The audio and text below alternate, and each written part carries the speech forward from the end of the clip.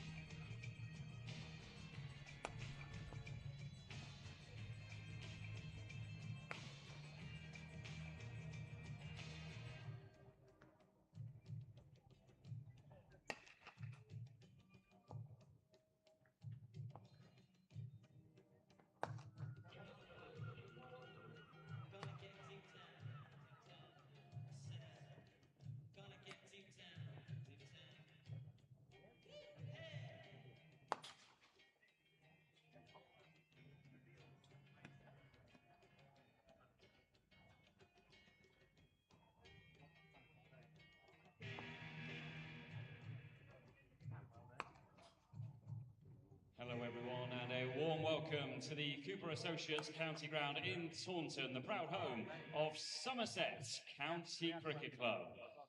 A warm welcome to all the players, officials and supporters joining us from Northants Steelbacks. We hope you have an enjoyable evening with us in the West Country.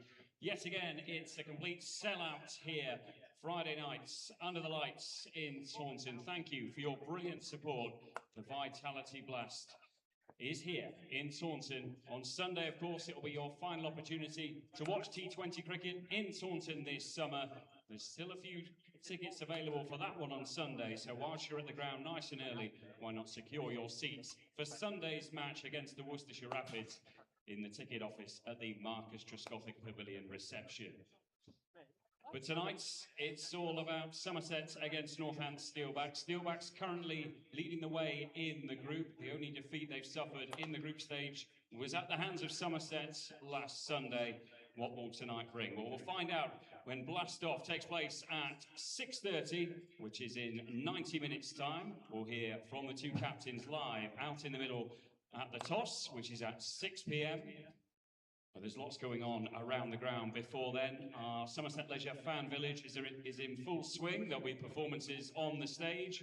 We've got lots of food and drink outlets for you to enjoy. The Somerset County Sports Shop is open, as is the Somerset Cricket Museum, all situated behind the Ondarchie Pavilion. Entry to the Cricket Museum is free of charge.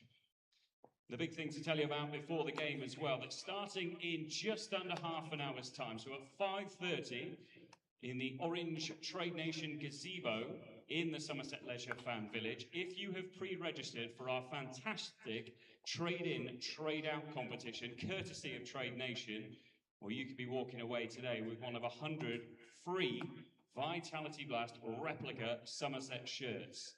The idea behind the initiative is that you bring in some of your Somerset memorabilia from years gone by, you share your stories.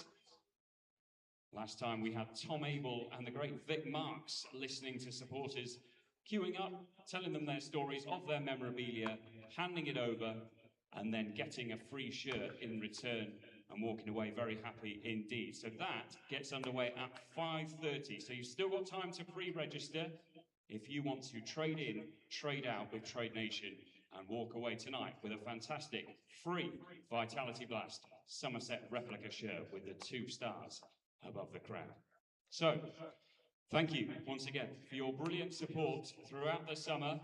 It could be crucial this evening. It's a big, big game in the Vitality Blast. Somerset against Northamptonshire Steelbacks. Blast off is at 6:30. The toss at 6. A warm welcome from everyone here at Somerset County Cricket Club.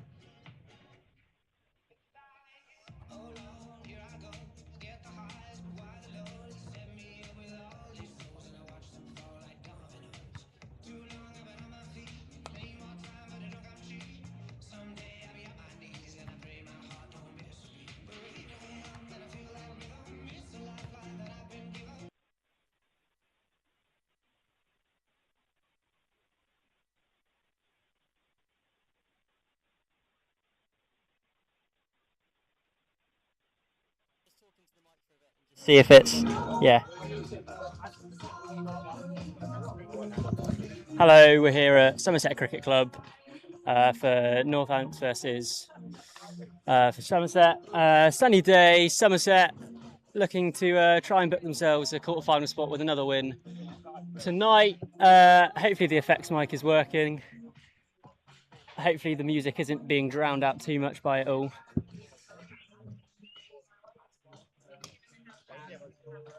Is it sounding okay?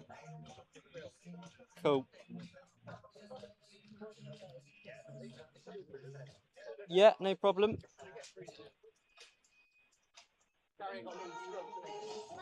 Cool.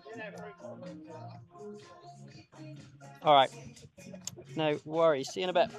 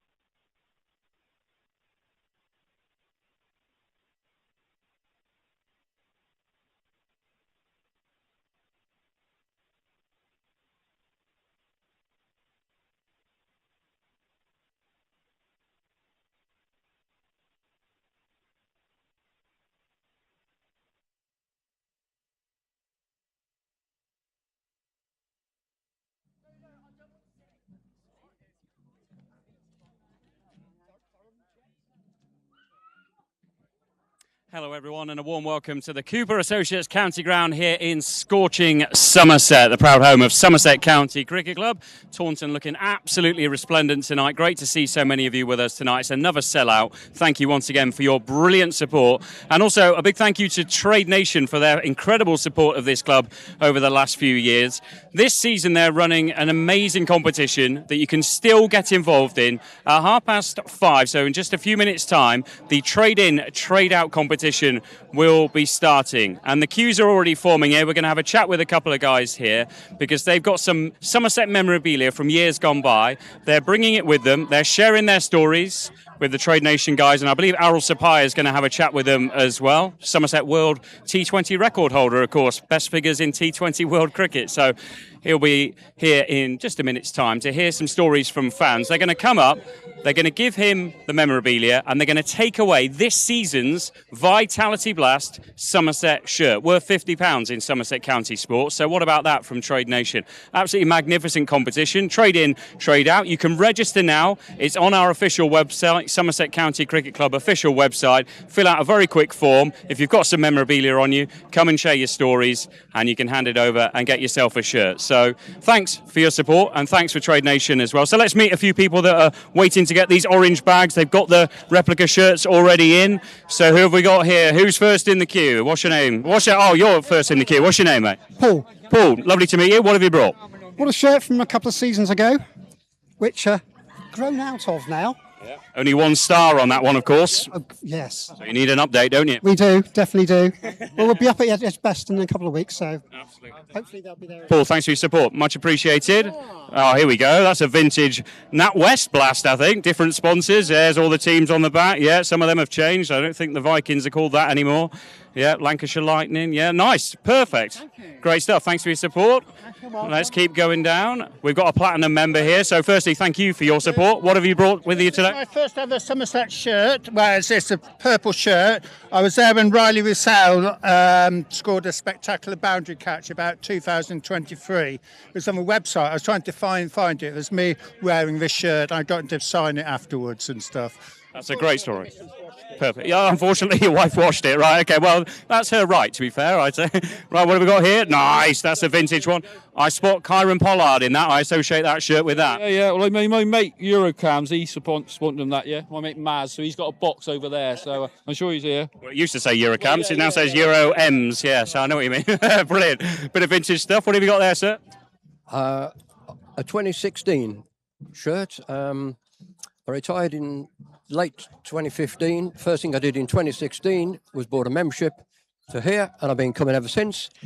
And that was one of the first shirts I bought, so it's 10 years old. 10 years of membership. Worth 10 years. Have you enjoyed this decade? Oh, of course, yeah, exactly. Yeah, I'm here all the time. Got platinum member. Very rarely I miss a meeting. And I come from Bristol Airport, basically. I live near Bristol Airport, so I could go to the that other ground up there, but. Thanks ever so much for your support. It's really appreciated. Thanks. Let's end with you guys, because these are the shirts. These are the shirts that you get. So immediately I have a big question. Are you being greedy, or are you looking out for a family member? Yeah, it's my little brother's birthday next week, so I thought I'd get him a shirt. This is the 2023 County Championship shirt. First year I took interest in the County Championship, so Craig Overton on the back. So. Oh, a Craigo on the back. Nice, very nice. So that'll be a bit of a surprise for you, brother? Yeah. Thanks ever so much for your support, guys. It's really appreciated. I hope he has a lovely birthday as well. And we hope you guys have a wonderful evening with us. I can just see Errol Sapaya around here. Look, posing for photos, handing over some shirts right now. Errol, thanks for helping out. Trade in, trade out. What a magnificent competition this is. Big thanks to Trade Nation, and a big thank you to you, as I say, for your magnificent support, bringing you memorabilia, sharing your stories with us. It really is appreciated. Now, if you cast your mind back to last Sunday, Somerset went up to Northants Steelbacks. Steelbacks were 8 from 8, top of the group, 100% record. Somerset changed all that. It was an incredible performance by Somerset, and we can enjoy the highlights of a huge victory up at the Cinch County Ground in Northampton last Sunday now.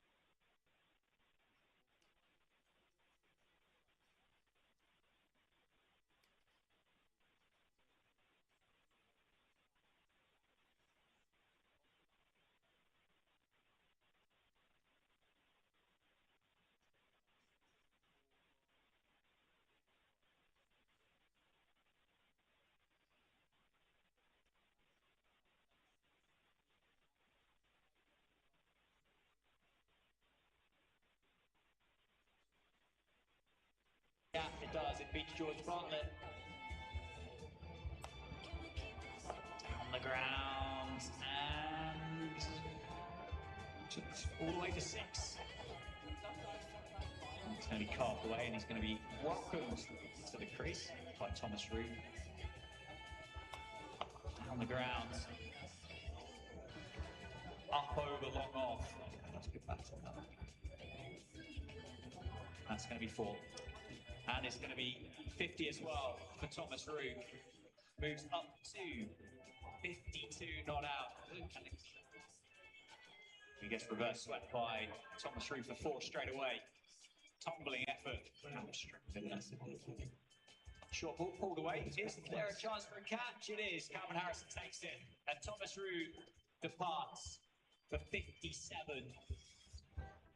First 50 in T20 cricket for Thomas Root. Highest score as well in his... How the spin goes over the second half. You think it's going to start with a 2. Reverse swept. Calvin Harrison is greeted immediately with a boundary. Down the ground. Has he got enough of it? Fielder underneath it. And catch taken. Will Smith departs for 48. Trying to hit Calvin Harrison for 6 and is caught on the long-on boundary. In the second of the Somerset openers. Departs for 48, but my word, the damage. Disparity between the grounds people. It doesn't matter when you hit him like that, does it? Has he got rid of all of it? No, he hasn't. Yeah, the ground will not be big enough for James Root if he can get himself in. And he's got himself over David Willey for 4. And he really did try, didn't he? Has he found the gap down there towards the Jackson Grundy? Quicker, flatter from Zayd, but it's the same result. Another boundary. Pulled away. Yeah. Carry. It's goes over the offside, gets the boundary. That is a glorious. We're out the wicket now, Sandra. Pulled away. Exactly. There. Out. Muscle down towards the mid-wicket.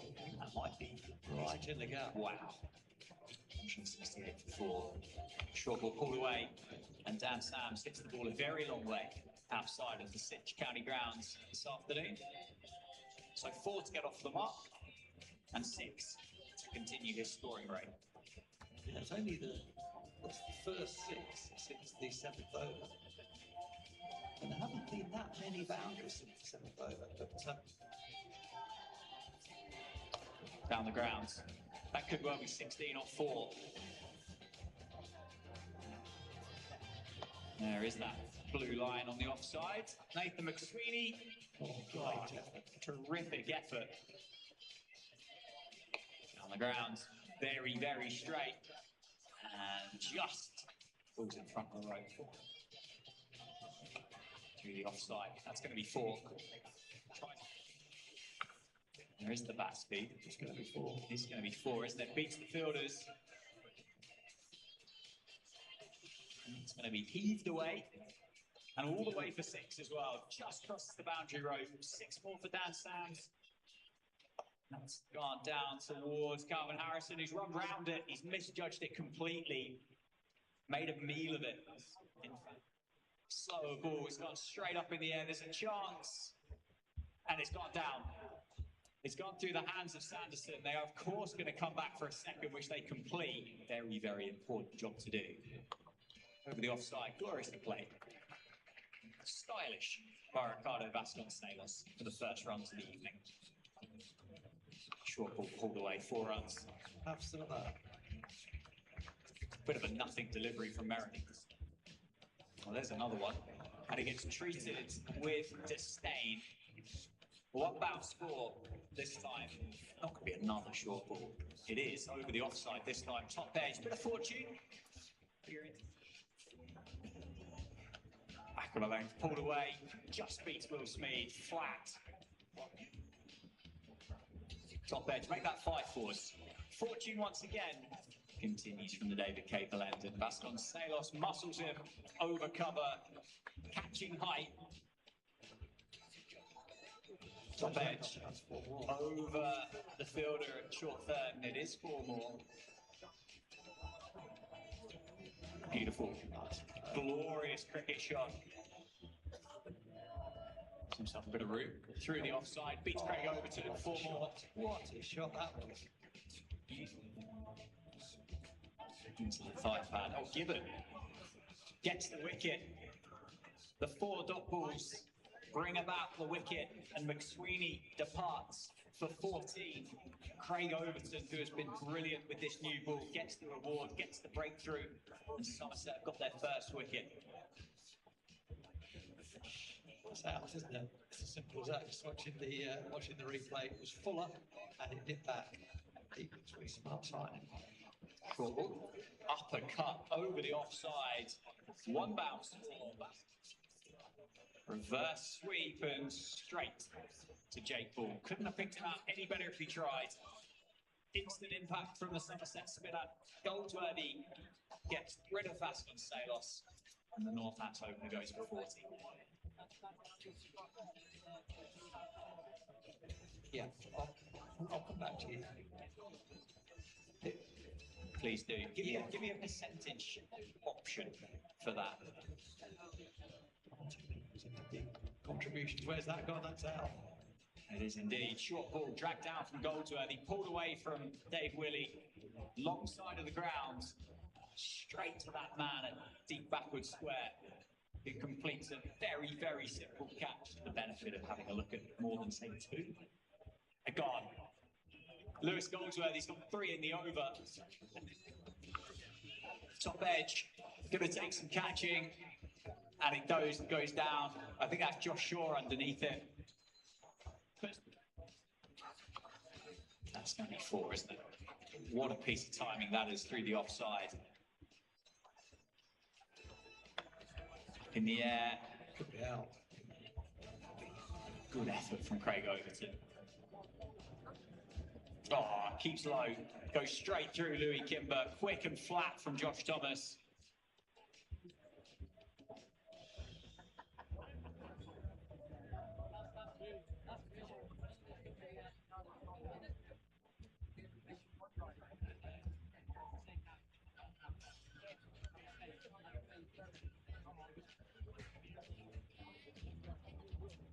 Thomas gets taken down the ground by Calvin Harrison and is caught by Craig Overton on the boundary rope.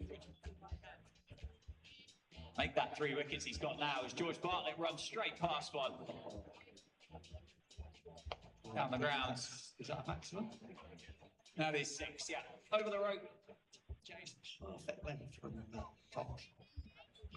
That was a little bit fuller, he's going to get a wicket. 4 wickets for Josh Thomas. Up in the air, going to be a chance straight away. Change of bat has not worked. And he is out. Straight at Tom Kohler-Cadmore. Now, Somerset County Cricket Club is proud to be supporting our partners Trade Nation in raising awareness of prostate cancer. Prostate cancer is the most common cancer in men in the UK, affecting thousands of families every year. The good news is that when it's found early, it can often be treated successfully. It's important to know your risk and speak to your GP if you have any concerns. Please join us in helping raise awareness by starting conversations, looking out for one another, and encouraging friends and family to learn more. Thank you to Trade Nation for supporting this important cause, and for those who have suffered, we shine a light on you today.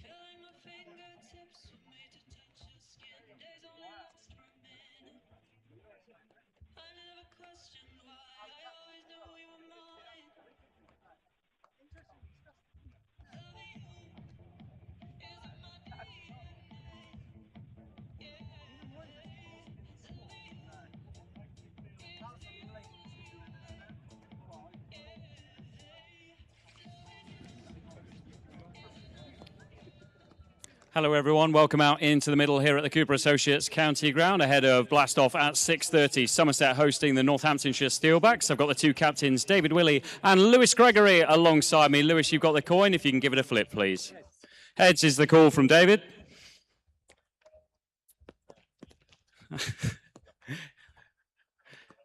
I believe, Lewis, you've won the toss there after a bit of confusion. Good to see you back. What have you decided to do and why, please? We're going to have a bowl. It's obviously a used wicket, but still pretty good here. So, yeah, hopefully we can bowl well up front, restrict them, and then knock them off later. How pleased to be back for this crucial game? Yeah, really pleased. Not sure what to do over the last 4 weeks. So, yeah, it's nice to be back, and yeah, hopefully can contribute to a positive result. Enjoy tonight. Thank you. David, you sort of looked over to your playing staff there after the coin came down. What would you have done ideally? We'll have had a bat. Fair enough. You obviously faced Somerset last Sunday. Was a bit chastening, but by and large, it's been an incredible group stage from you, and you got back on the horse in midweek, a home quarter final. So how are you guys feeling? Yeah, obviously very confident. We've had a great tournament so far. We had the one rubbish game last week, which we put behind us pretty quickly. So, yeah, we're in a great spot. We want to start driving our game now towards the knockouts. Thanks for your time. Appreciate it. So David Willey and Lewis Gregory out in the middle live as Somerset win the toss and elect to field first. We'll confirm the team news very shortly.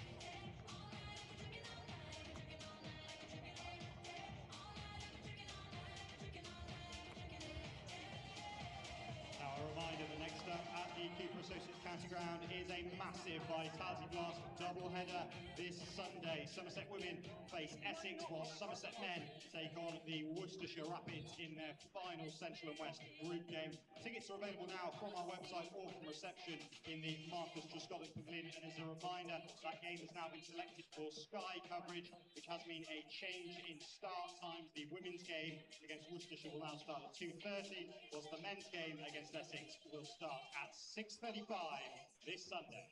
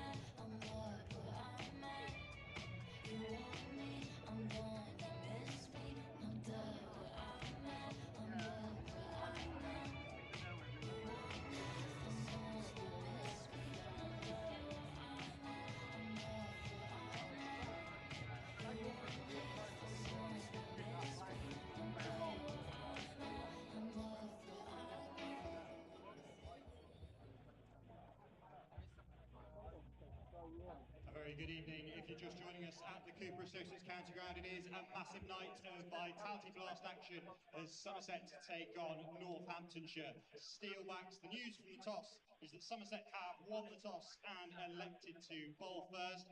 And with just over 15 minutes to go until blast off, let's have a look at what the pitch is like this evening. It's time for the Peter Trigo pitch report. Friday, what a day for a great game of cricket. Spectacular weather, and the game that we're about to witness will be equally spectacular. Somerset taking on the Northamptonshire Steelbacks. They are flying high at the top of the league, and it's a must-win game for Somerset. They've got any chance of qualifying this year's Vitality Blast. Day for a great game of cricket. Spectacular weather, and the game that we're about to witness will be equally spectacular. Somerset taking on the Northamptonshire Steelbacks. They are flying high at the top of the league, and it's a must-win game for Somerset if they've got any chance of qualifying for this year's Vitality Blast knockout stages. The pitch has been used, but it's shiny. The weather's perfect. It's an absolute belter. So there are going to be runs galore here at the Cooper Associates ground. If you can't be here, make sure you tune in tonight. In a crucial game under the lights here at Taunton, it is set up beautifully. We'll be going around the ground tonight, so if you want to shout out, you want to interview, you want to have a chat with me on the big screen, give me a wave, and we'll try and get you on as best we can. We've got some Vitality Scatterblast t-shirts to throw out as well. I remember the last game actually here in the Rotec hydraulic stand. It's a bit quiet at the moment. Give us a wave if you see us. Yeah, nice, hello. But it was very lively in there last time. Let's see if they can match that tonight. It's always busy, it's always bustling, and it's great to have you with us. So let's confirm the two teams then, starting with our visitors, Northamptonshire Steelbacks. Wearing number 50, Chris Lynn. Number 27, Ricardo Vasconcelos. Number 38, Nathan McSweeney. Number 23, Captain David Willing. Number 18, Saif Zayn. Number 17, Louis Kimber. Number 15, wicketkeeper Lewis McManus. Making his Northamptonshire debut, number 24, Gus Miller. Wearing number 5, James Sales. Number 26, Ben Sanderson. And number 98, George Scrimshaw. Right, Somerset have won the toss. They've elected to field first. The captain is back.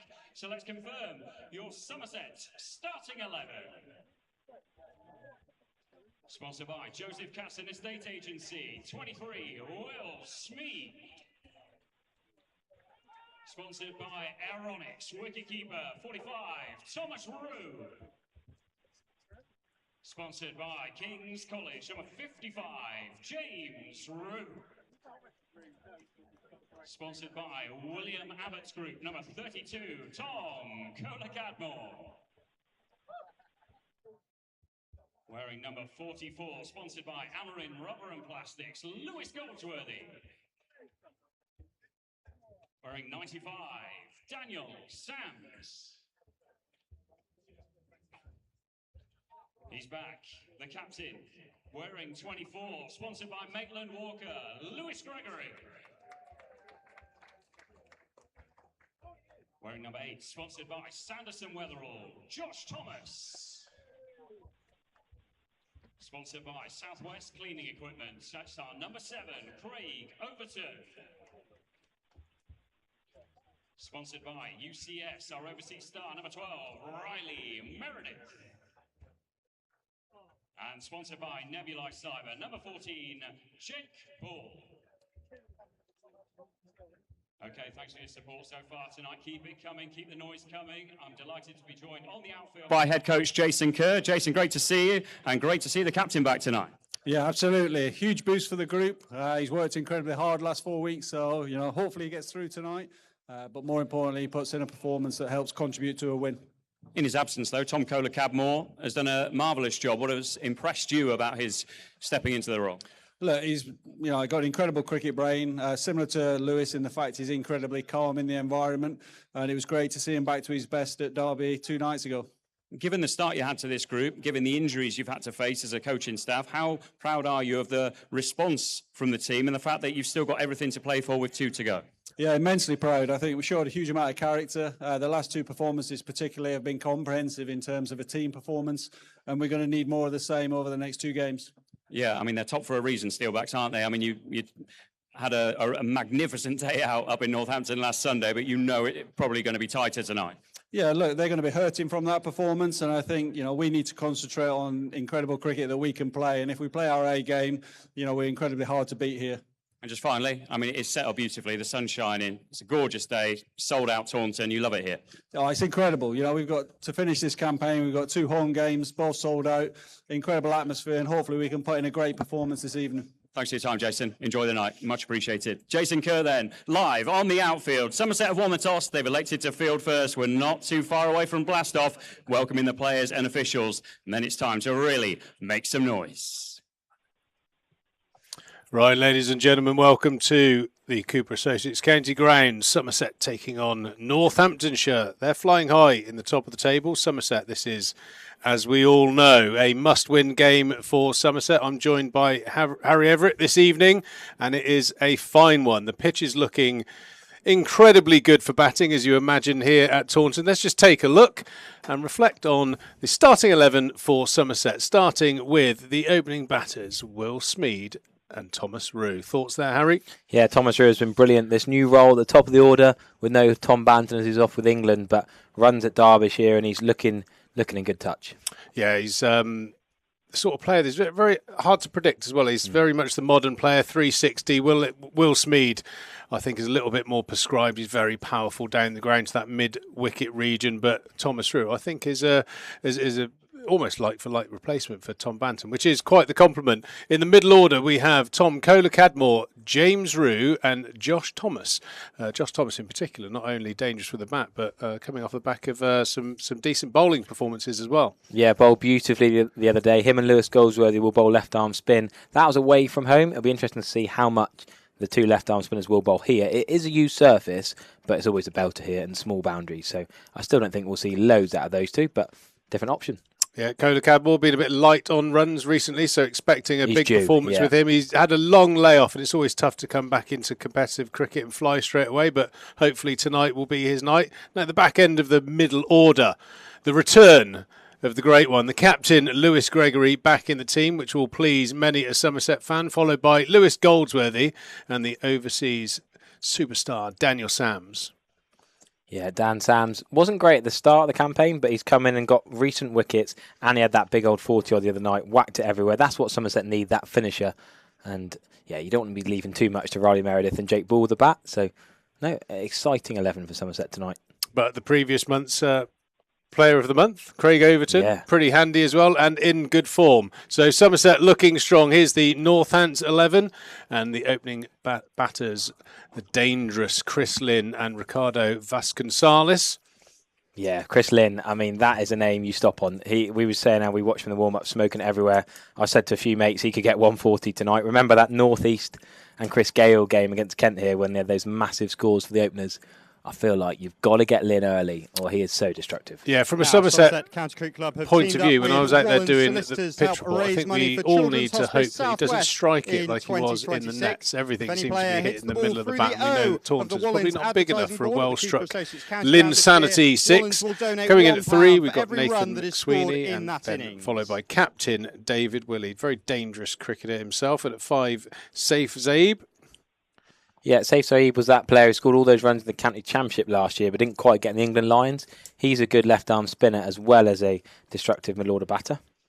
Lewis Kimber is a dangerous player himself and a quality wicketkeeper batsman in Lewis McManus, Gus Miller, James Sales, Rafi Weatherall and George Scrimshaw. George Scrimshaw is always one to look out for when you see him on the opposition side of things. Bowls with good pace. He's a very, very tall man, hits the deck hard.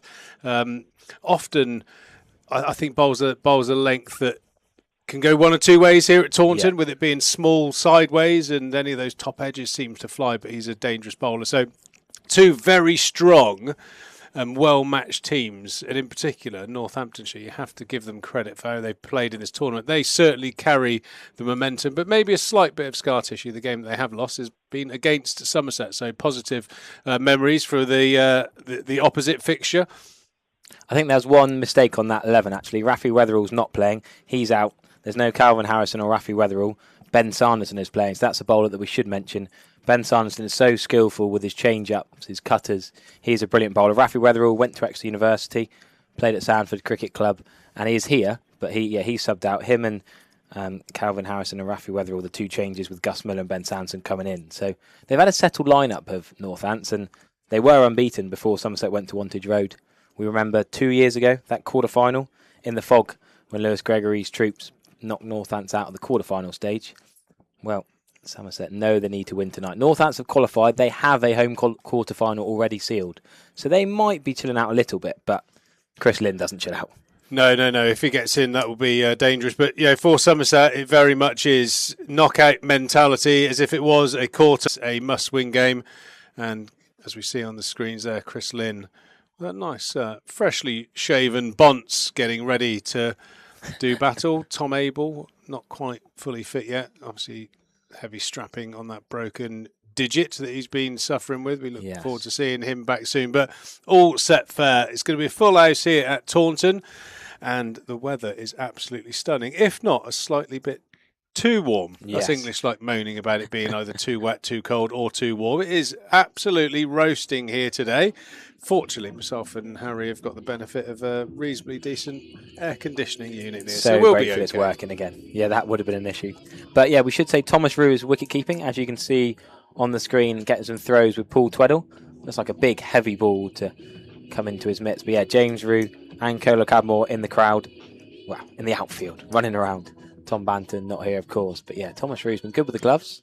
A couple of diving catches in the County Championship and the T20 Blast. So fair play, the young man keeping and opening the batting.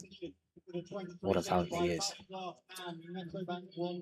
Yes, and they'll need every little bit of the talent and form to turn over the top of the table. Northants under the stewardship of Darren Lehman. Their cricket is certainly on the up and up. Very fantastic appointment from the results point of view, and having a somewhat of an insight into his mentality. They will be right up for this game tonight, and if you can't get up for a full house at Taunton, you're probably in the wrong job anyway. So we've not got a nice little guard of honour from, I'm sure, one of the local schools here in Somerset to see the players out. The umpires are making their way down the steps, and we'll be underway in about 4 minutes' time.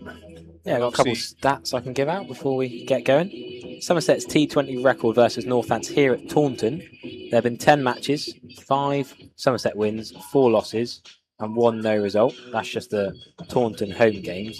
All together, Somerset against Northants in T20 cricket only played 22 times, often that North-South group mix up, so they don't play each other very often.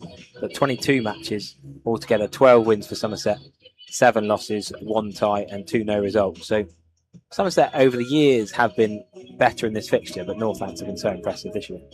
Yeah, I think, certainly since the appointment of, as I say, Darren Lehman, their cricket is very much on the up and up. Having a look at the coach and staff, I think there's some very experienced coaches as well, and a powerful lineup and fantastic overseas player in Chris Lynn. And hopefully we don't talk too much about him, because when Chris Lynn is at the wicket, the runs seem to flow very freely. And it was interesting watching him, actually. No matter where the ball was being fed to him in the practice session, he makes very quick footwork shift across the crease to get the ball in the position that he likes to strike from.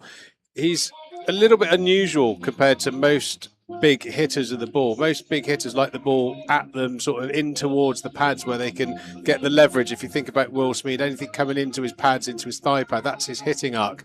Whereas Chris Lynn likes to hit the ball from slightly outside of his eye line. So as soon as he sees the ball in straight, he makes a little shift to the leg side and then still looks to target the sight screen. So yeah, tough guy to bowl to, and there aren't too many that have kept him quiet. If he is at the crease, it's grab your drink and make sure you're in a seat, because it's certainly worth watching. Yeah, look out for a crowd catch. That's very important. Be wary of that.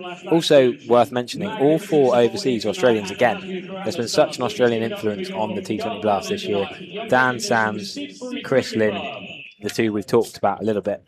But actually, we should also mention Nathan McSweeney. Played at Brisbane Heat, Queensland. He's played for Australia A. He's opened in Test cricket. He actually had an overseas stint at Honiton in Devon. He played club cricket in Honiton, did Nathan McSweeney. So he's got a bit of a link with the West Country. But yeah, Riley Meredith, of course, the 4th of the Australian overseas. So yeah, Meredith and Sams know how to bowl at Chris Lynn, but that doesn't mean you're going to get him out. They know each other's games, but Chris Lynn's better than just a whacker out the ground. He's got shots in different areas, and he doesn't have to run much. Yeah, I think historically, it's probably quite fair to say that there's just a huge amount of consistency that you get from an Australian overseas player. Well, that's why I think they're so well sought after, and obviously assigned regularly by counties all across the country. They're very consistent in terms of their mentality, how they play the game. They're often very good in the dressing room in terms of that motivational side of things. They're very tenacious cricketers, that's win at all costs thing that occasionally goes overboard with the Aussies, but you know that you're getting a competitor when you sign an Aussie. And like Harry says, we've got 4 very good ones on the field tonight. So it is strap yourself in and enjoy the ride. Looks like Craig Overton is purposefully strolling towards the umpire at the River End. Tom Lungley, and Nigel Long at the Marcus Rostoffic stand end. They'll have to keep their wits about them because Chris Lynn is pretty handy at hitting those skimmers back towards the umpire. So hopefully they've got their ducking and weaving and dancing shoes on tonight. It is going to be Craig Overton. It looks like he's going to start around the wicket to Vasconcelos, who's going to take strike for the first ball. Captain Lewis Gregory nestling into the armchair at first slip. Yeah, we've talked about Chris Lynn a lot, but we shouldn't underestimate Ricardo Vasconcelos is a silky left-hander. Hits the ball in different areas to Chris Lynn. They complement each other nicely. Beautiful over the covers. Picks up over short fine and short third, who are both up in the ring to start with as well. So don't be surprised if he gets an early scoop out. He'll know that Craig Overton will bash that length. And yeah, they are a dynamic duo at the top of the order. Deep backward point then out on the offside to start with, and a deep square leg. Oh, that's a tame, calm start. Boom. That's a good start. Yeah, had a look at the pitch, Harry. It has been used. If you have a look at the pitch from the view we've got now, you can see the footholes are relatively worn, but repaired well. The pitch was pretty shiny, flat, not much grass on it at all. I think potentially because of the lack of grass, it might have a little bit of hold in it. I don't think it's going to be the quickest pitch. And those first 2 balls does suggest that there's a little bit of what cricketers refer to as a tennis ball bounce characteristic in the pitch. So I think you're going to have to really wait for the ball to be in your right area, whether it be full or short, really get on top of the ball. Yeah, so it's a used wicket, as we've said before, but we still know there's a lot of runs scored at Taunton. It's still small boundaries. Once the batters get in, it will get easier for them, as you'd expect. Talked about the cracks at each end, but it's pretty flat in the middle. What do you say to me earlier? A bit of a glossy surface to it. Yeah, it's got a sheen to it. I know. I would imagine with a used wicket, they've had with the forecast being so warm and predictable at the moment in the UK, I would imagine it would have had a sprinkle of water at some stage early this morning and a nice roll. So it is a very, very flat surface, but that lack of grass just suggests that the ball might hold a fraction. So you're going to have to be right on top of your shots, as Vasconcelos was there, slashing that through. Backward point for 4. The first boundary and runs of the night go to the Northants left-handed opener. Yeah, nice shot. Nice way to get off the mark. Just gives himself a little bit of room, just step leg side, gave him room to go through the offside. Opens up the covers.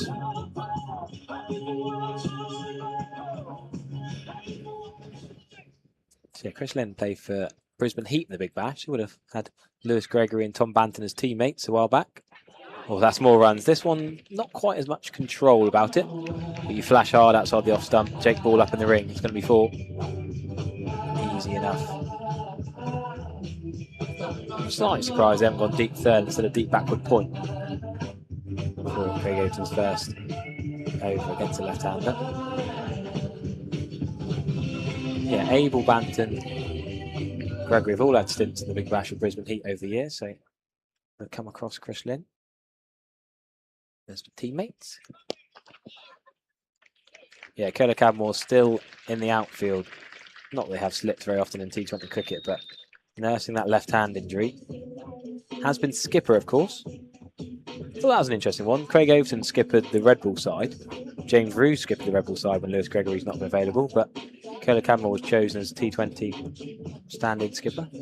Yeah, I think it's probably testament to where the squad is. It's getting to that mature side of it now, where there's probably half a dozen guys on the field that are capable of taking the captain's armband. Obviously, Curler Cadmore has had vast experience around the world playing against a lot of these players. That may have been a tactical steer towards giving him that job. Yeah, Riley Meredith, the Rocket Man is going to bowl the first over. That first over, let's call that an honours even. First slip in place. Riley Meredith to Chris Lynn.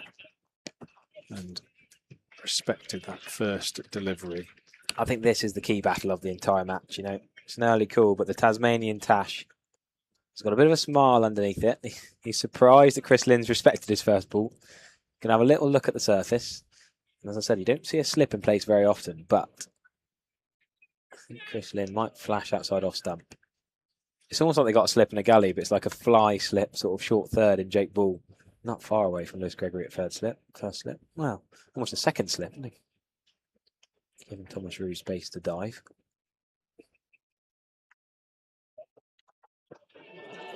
Talking of diving, down the leg side wasn't the way he'd have liked to be going. His leg buys. Yeah, poor delivery that from Riley Meredith, just drifting into the thigh. I thought actually a little bit of a glove on that, but maybe just the backside. Yeah, it's actually off the face of the bat. That's harsh umpiring. Nigel Long's done him dirty there. It's cost him 4 runs. If he finishes 196 not out. He won't. If he's still in at the end, it won't be 96. I can assure you of that.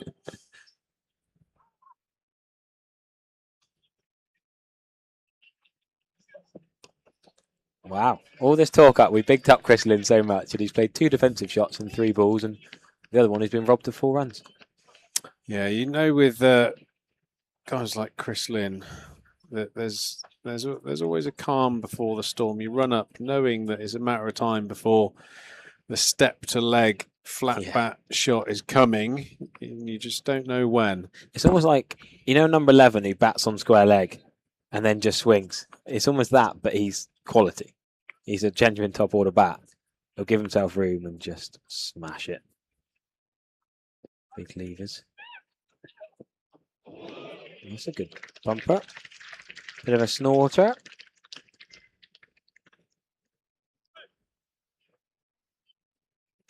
Yeah, Hobart Hurricanes is the side of Riley Meredith, Tasmanian. Bit like Chris Gale. He would block and block and block, and then his eyes in, and then he'd flick a switch, and then he'd go 6, 6, 6, 6. Not many ones.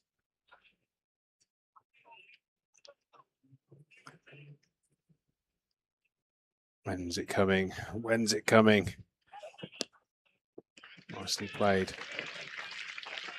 Good bowling there from Riley Meredith. Just that one ball down the leg side, spoiling the over so far. He's bowled 1 change-up delivery. Let's hit that hard length. Chris Lynn, I think that's one of the mentalities here at Taunton. You don't want to put all your chips on the table too early, because you know here at Taunton that if you do get in, you can catch up. So you can afford to give yourself a few sighters.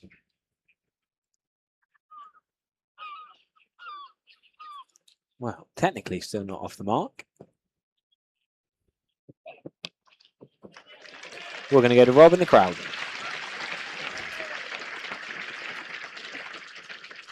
We're in the front row of the Trade Nation stand, atmosphere building here. Who have we got? Lorraine, Caroline. David. Nice to meet you all. White Ball members, thanks for your support. And David, sporting Chumley Cricket Club. Good player, I hear. Some say so. Somerset's lost, he's gain, I think. Maybe, yeah. Thanks for your support, guys. Enjoy the night. Thank you.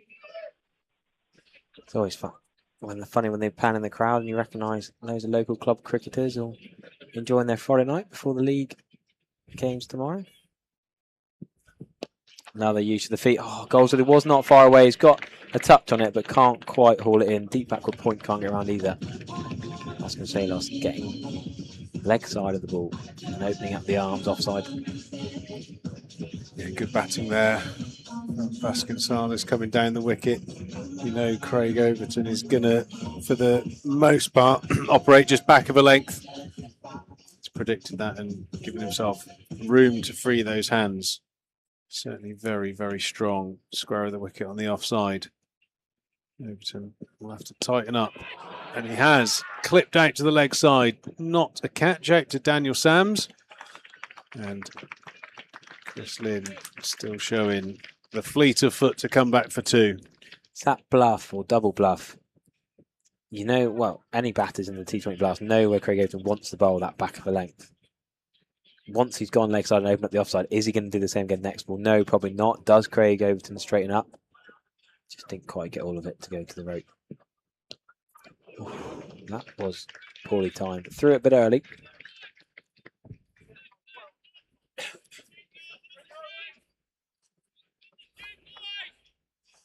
Yeah, very much an honours even here so far, I would say, in those first 2.5 overs. 18 without loss at the moment. Vasconcelos, those 3 boundaries so far. And a lovely shot.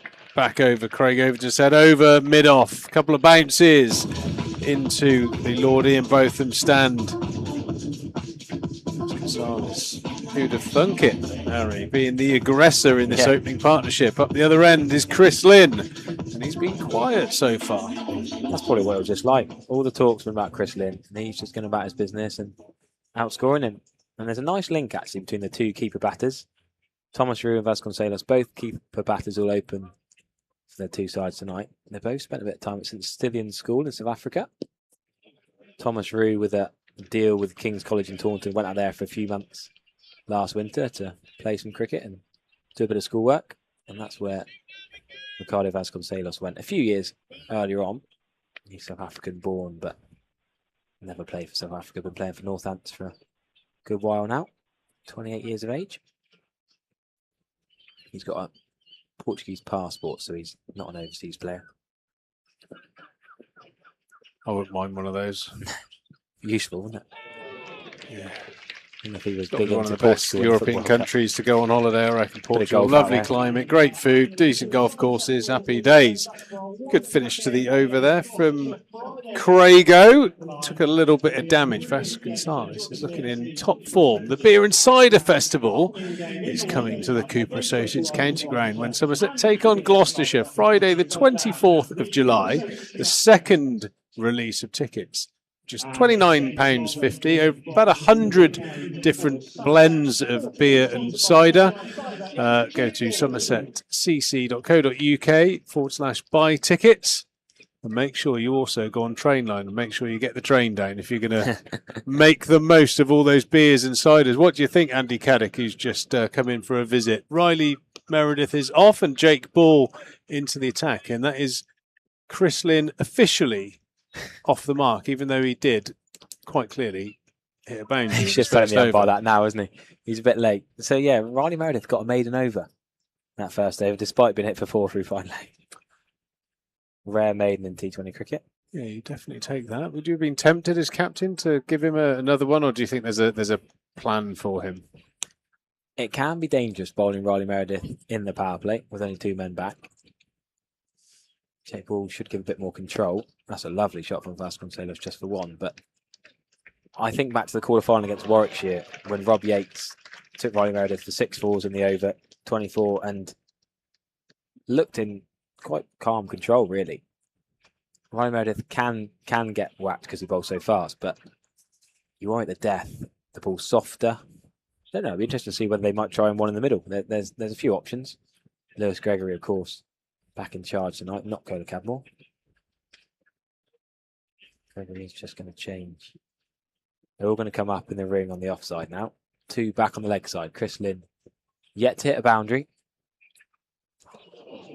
Very rare you see Chris Lynn 3 overs into T20, halfway through the power play without a boundary to his name.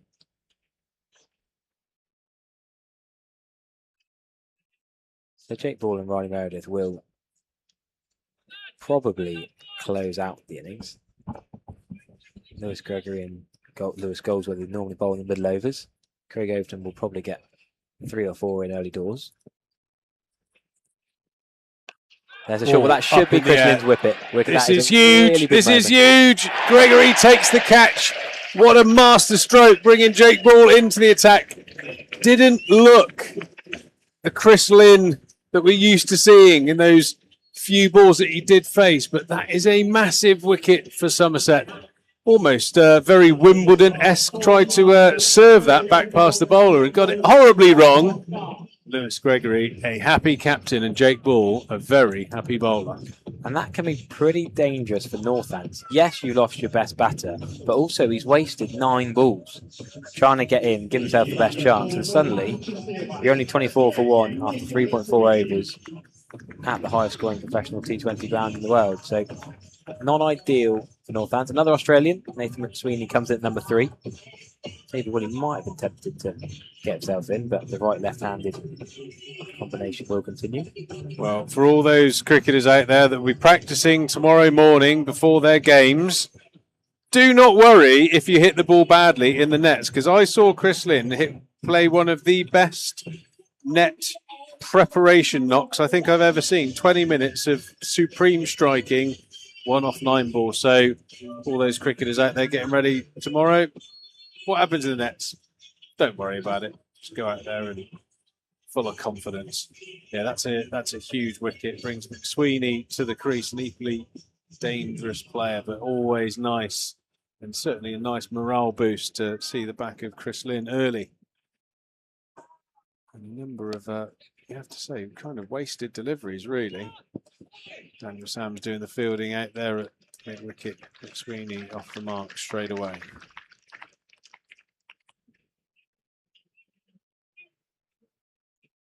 And that is why Lewis Gregory is such a great captain. You know, it must have been very tempting to have bowled Riley Meredith another over after starting with a maiden.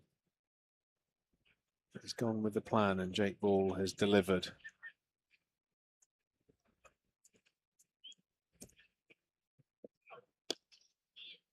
Off-pace delivery there, cramping Vasconcelos up, and a superb first over from Jake Ball. Northants 25 for 1.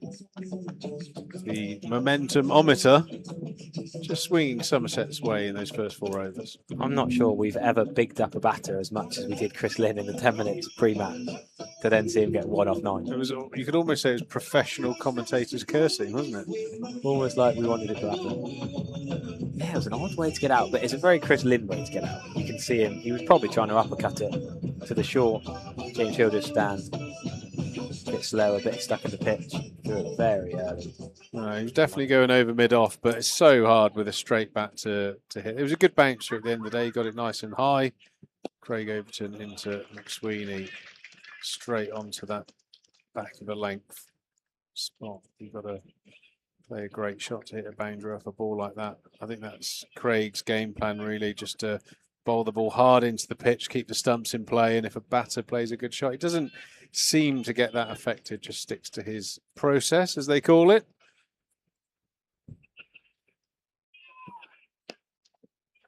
Now, Nathan McSweeney is more of an accumulator in the sort of Marnus Labuschagne mould. I mentioned those two up in Queensland. Playing the big bash. They'll knock it around, they'll try and run hard, hit the pockets. Vasconcelos will probably keep going hard. And yes, Calvin Harrison is not playing, as some of the YouTube comments are asking. No Rafi Weatherall or Calvin Harrison tonight. Gus Miller comes in. Ben Sanderson, the bowler's box of tricks later on as well. Oh, he's not got hold of that, but Curler Campbell can't quite get there for the catch. He's running away quickly as well. Not a clean strike, but in the power play, get away with it and go for 4. Good batting there again from Vasconcelos. Understanding he only has to get a probably 30% strike on those just to get it over that infield, and I think that's what's called a low-risk boundary option. Yeah, danced down the wicket and just played a good quality shot over wide mid-on. And that is a chance out in the deep. And he's gone. And that's a high-risk boundary option.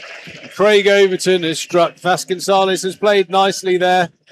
But a smart bit of bowling there, bashing that one in.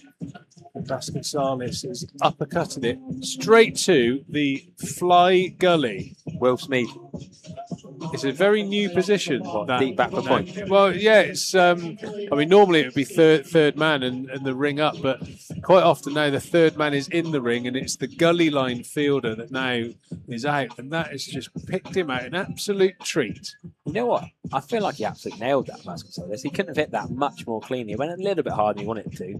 was 2 yards away from being 6, but like you said, Will Smith did not have to move much. Just got a little bit cramped up, didn't go leg side enough. Yeah, I think what's good about that is, as you say, the line there. It's quite clear that he's pretty keen to give himself room to free his hands, and Craig Overton has followed him, and it's got close into his body, and he's just managed to. He's got a good piece of it, but that is probably the classic bowl into your field. Great bit of work there from Craig Overton, and completed by Will Smead, 30 for 2. Somerset on top, and Lewis McManus coming in at 4. Ahead of David Willey, interestingly. So 2 right-handers in now. Yeah, it feels like they must have lose a couple of early wicket sort of contingency plan. We know Dave Willey's a very capable striker. They don't want to burn him too early, and McManus just jumping up about 4 spots in the order. It's interesting, really, though, because David Willey opened. Think back to that time when Northants won the T20 Blast. I remember that final against Durham. David Willey was an opening bat and an opening bowler.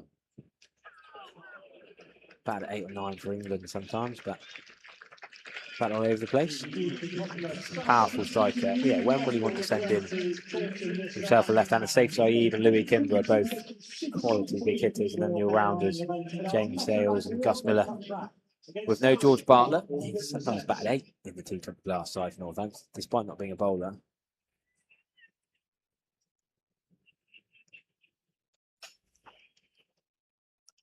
Jake Ball is going to bowl a second over after that breakthrough from the Scottish Balloon end in his previous over. Got the key wicket of Chris Lynn. Yeah, do come and join us for the Surrey game and the One Day Cup in a few weeks' time. That's lovely timing. Flicked off his legs, deep backward square. Is not going to get anywhere near that. And that's just not a great ball from Jake Ball. Poor bowling, nice batting to flick it off his hip for 4.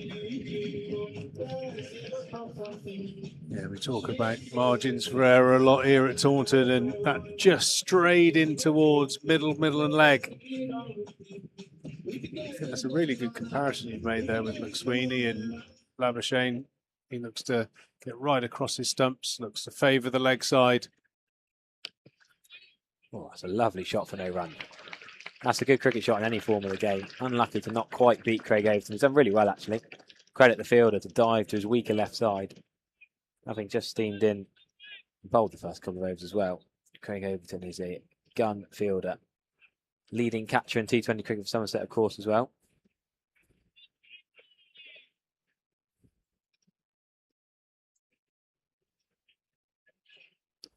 That's a little bit full leg side again, but only going to be 1 with that deep square leg being Dan Sams. Doesn't often bowl in the power play, more the middle overs, lower order bowler. Remember, Somerset have an extra bowler tonight. Lewis Gregory playing. More bowlers than they've had in previous games. Josh Thomas's left arm spin might not be needed. Lewis Goldsworthy will be the premier spinner. But Josh Thomas was brilliant in the last away game. So lots of options for Lewis Gregory.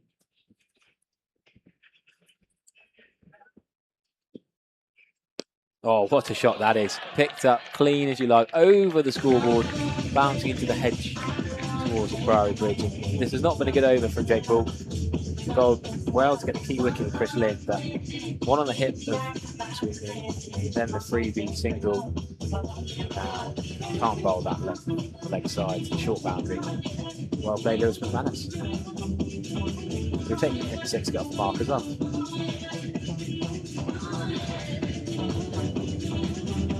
That's a great shot that from McManus, just slightly back of the length, and the line encouraged him to play that flick pull. He's absolutely nailed that. I guess because he's quite a short man, it doesn't have to be that short to get underneath it. Looks like a shot Stuart Vanson played. Not in this series where they've got hardly any runs, but in the IPL, he just sort of scoops it over fine leg. Almost like one of them, backward square. And I feel like that ball there, he could have hit over the leg side. Him moving leg side has made McManus miss out there. Maybe Jake Ball followed him, but that's actually could have been whipped up over mid-on and mid-wicket.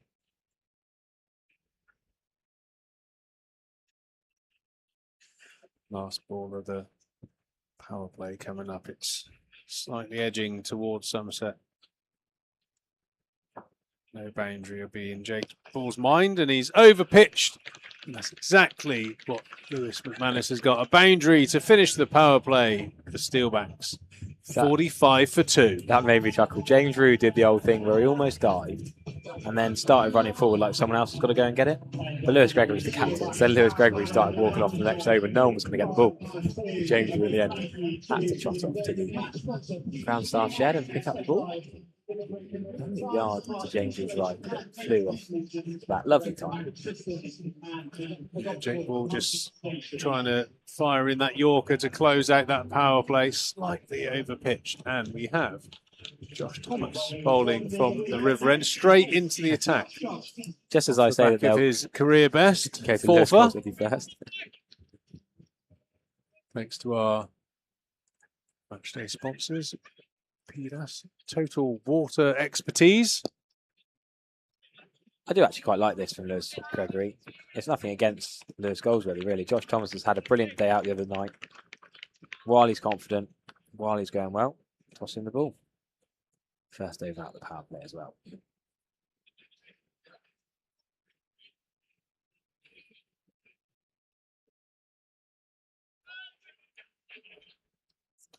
And we feel like Lewis Gregory is fit enough to bowl. We saw him bowl in the warm-up, but maybe if things are going well, he doesn't need to bowl himself. Then he might be happy to just rotate his other bowling options. Yeah, I think that would make sense. And also playing on the mystical momentum that is in cricket. You know, he's going to be in a pretty good place with his bowling coming off the back of a superb spell. And just that pitch lacking grass. There might be a little bit of grip there for himself and Lewis Goldsworthy throughout this middle period where the spinners predominantly operate. Also buys you a lot more overs with your seamers towards the back end if your spinners can get through their 8 overs. That'll be a perfect scenario for Gregory, and he might not have to do much work himself. Well run 2 there from Steelbacks pair. McManus will be a very busy cricketer through the crease. He's a good striker of the ball, certainly picks up his fair share of boundaries, but like most wicket keepers, they'll be very good at angles and running hard. Yeah, that was a good 2, that. I think if he'd picked up cleanly, Will Smead, it would have been a bit more trouble, but did well to get back. Bit of pressure. You don't see many 2s for the short leg side boundary.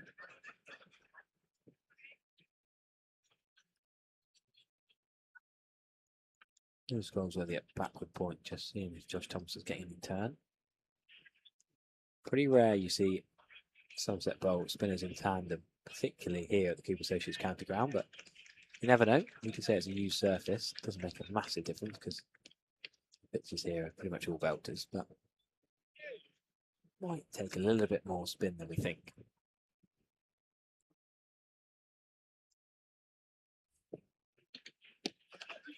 Not far away from that, but past his right hand. Yeah, I love having Josh Thomas and Lewis Goldsworthy in this side. Josh Thomas is a more than useful number 6 bat in the T20 format, left-hander as well. Goldsworthy is more of a knock around. Yeah, we are going to see double spin. I like this from Lewis Gregory. Yeah, he might not need to bowl himself tonight. Used 3 seamers early on, then he's got his 2 spinners. Happy days, he can be the 6th bowler.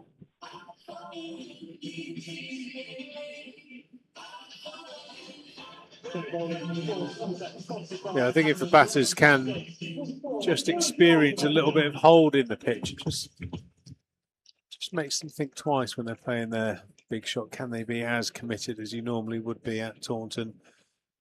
Probably isn't as quick, isn't sliding on quite the same. No better 2 to expose a little bit of slowness in the pitch than the 2 spinners. Another very well played shot into the leg side by McManus, picking up another 2. Just realised we've forgotten one bowler. I said Lewis Gregory is the 6th bowler. Well, actually, they've used 5. Dan Sams, you're overseas, is going to bowl. So actually, Gregory's your 7th today. Yeah, he'll definitely bowl. Dan Sams, I would imagine, with his experience. Certainly at the middle back end of the innings. Miley Meredith and Jake Ball, also death specialists. So, yeah, plenty of overs for Lewis to work through this 20. Well bowled by Goldsworthy there, just firing that one in. McManus nearly yorked himself. Brilliant dot balls these. You don't see a defensive shot against spin very often.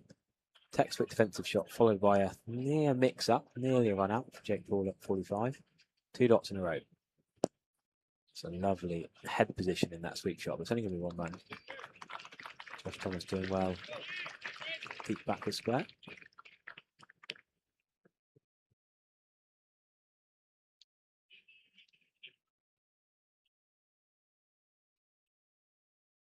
There's Gregory creeping in at short extra cover.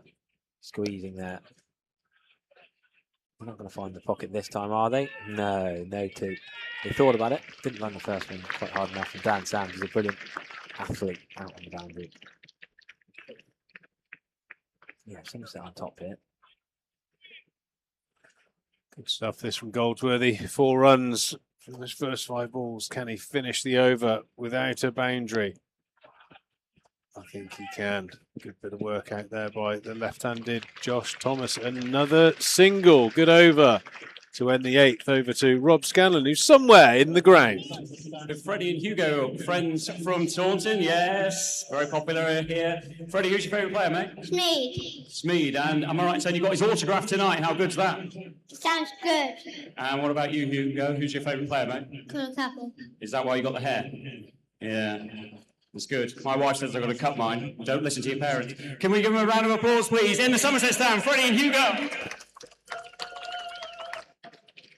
Well, if you thought Rob Scanlon had the most questionable mullet in the Cooper Associates County Ground, I think he's got a front runner. That young man had quite the trim.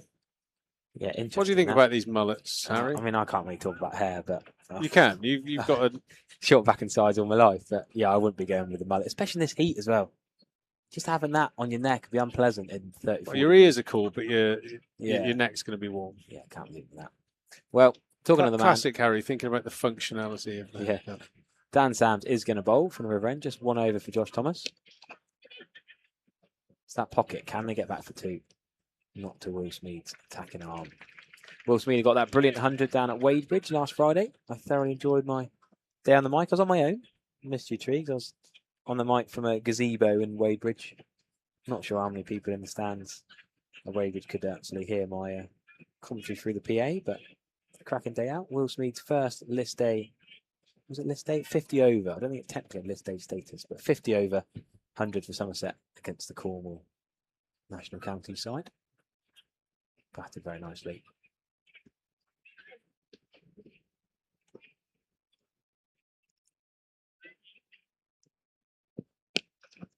Lewis Goldsworthy captained the Somerset side that Friday, so maybe that's something to look forward to in the One Day Cup this year, or perhaps it was just because he's a Cornishman captaining Somerset in Cornwall, but did a good job. We saw Oscar Coleman of Taunton School playing against his cousin, Alfie MacDonald, who turned up for Cornwall. There's always a good few links between Cornwall and Devon and Somerset.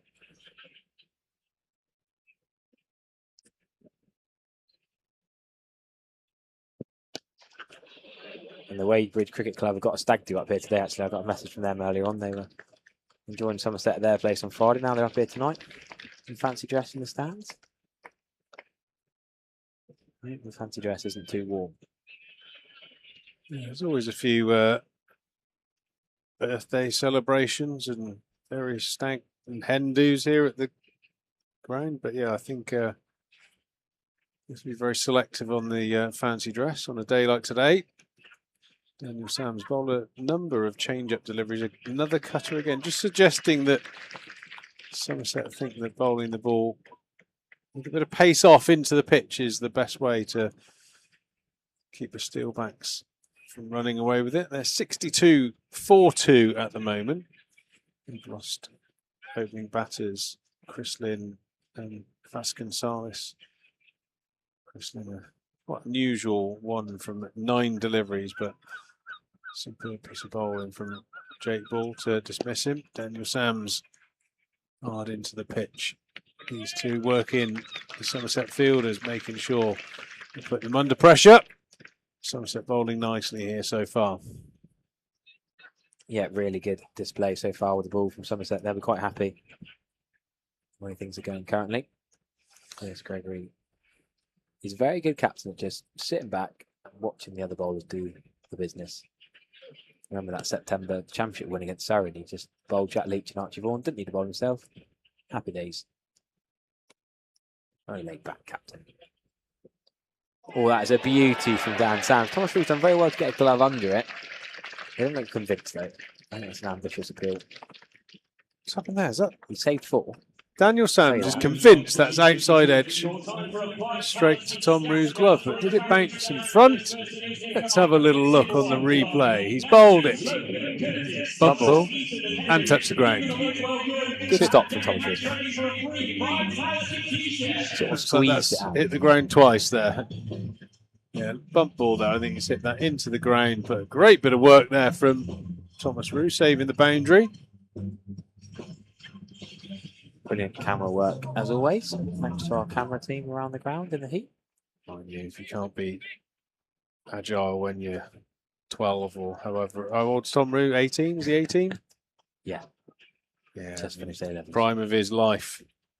Moving like a cat. Straight down the ground. And the bucket hands of Craig Overton aren't missing out on that. McSweeney has gone for the big shot. Goldsworthy gets the wicket. Anything in the air towards Craig Overton, you might as well start walking. The 3rd wicket from Somerset, and what a great time to get it, as that partnership was just starting to brew. Looked like a lovely shot down the ground for 6, but Craig Overton just sweeps around. He's quite a straight long on. You do sometimes see a wide long on, but with Lewis Goldsworthy bowling, spin away from the right hand, I suppose. Craig Overton's even straighter. Just sweeps around comfortably. Nice height for him. It hasn't really got much of that low down on the inside edge of the bat. Can't clear the ropes here at Taunton. You really have clothed it, and Craig Overton makes no mistake. That brings to the crease the captain, very dangerous left-hander, David Willey. And I also think this is a good move for Northants because I think Lewis Gregory will be reticent to bowl left arm spin of Thomas or Goldsworthy to Willie. He hasn't got a choice now, Goldsworthy's bowling, but into the Willie arm. When Willie's in, he loves a slog sweep.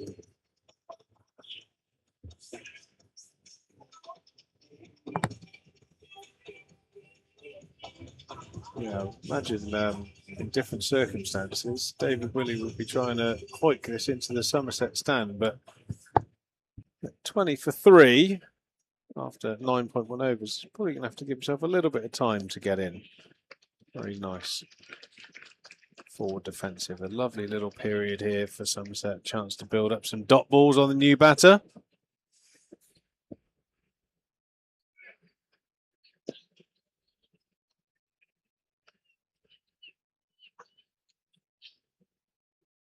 So James Sales is a Northants all-rounder to have a bat in the middle order.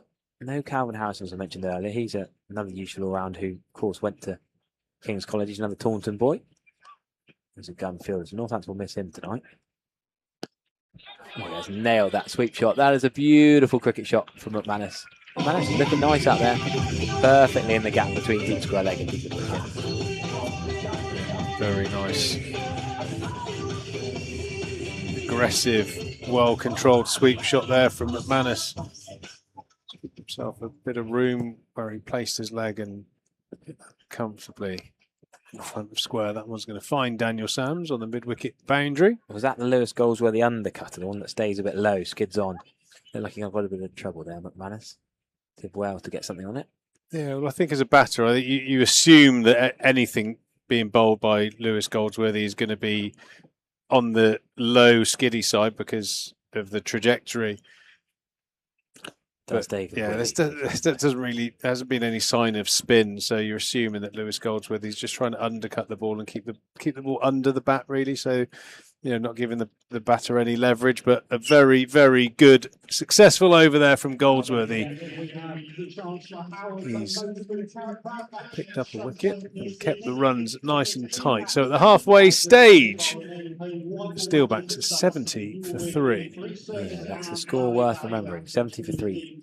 Feels behind where they want to be at this stage. Yeah, well, they're behind, but don't be behind in the crowd because we've got the Howard's Motor Group Crowd Catch. Catch a 6 at any T20 game and win a free service and a valet. So if we do get a break, I'm going to be down there at Cow Corner. I could do with a little car wash. You got the car today, did you? Didn't take the train? Well, you didn't use the Rattler tonight? Whatever the car is, it always needs a wash, especially when you're from Western-super-Mare. That sandy atmosphere, it just sort of sits on your windscreen. Well, Riley Meredith is back from the river end this time for his second over. What can he do to the Northants skipper? David Willey straight away plays and misses outside the off stump. Did him for pace, really. Good start from Riley Meredith for his second over. Yeah, good stuff from the couple of spinners. Lewis Gregory, with the way that everyone's bowled so far, has got a lot easier job tonight in terms of managing his bowlers. Lots of high quality death bowlers on the field now that can, cover quite a few overs, and having the ability to bring Meredith back now, a real bonus. And a bit of a masterstroke there from Lewis, you have to say, bringing him off after that maiden and bringing Jake Ball in. Not only did it bring the wicket, it gives Meredith that extra over to use him towards the back end. So still got Saif Saeed and Gus Miller in this middle order as well at Northants. It's how much they rebuild and how much they keep going hard is a tricky balance here. The skipper's out there. McManus is going on quite nicely. No one scored 30 yet. The top 3 all gone early.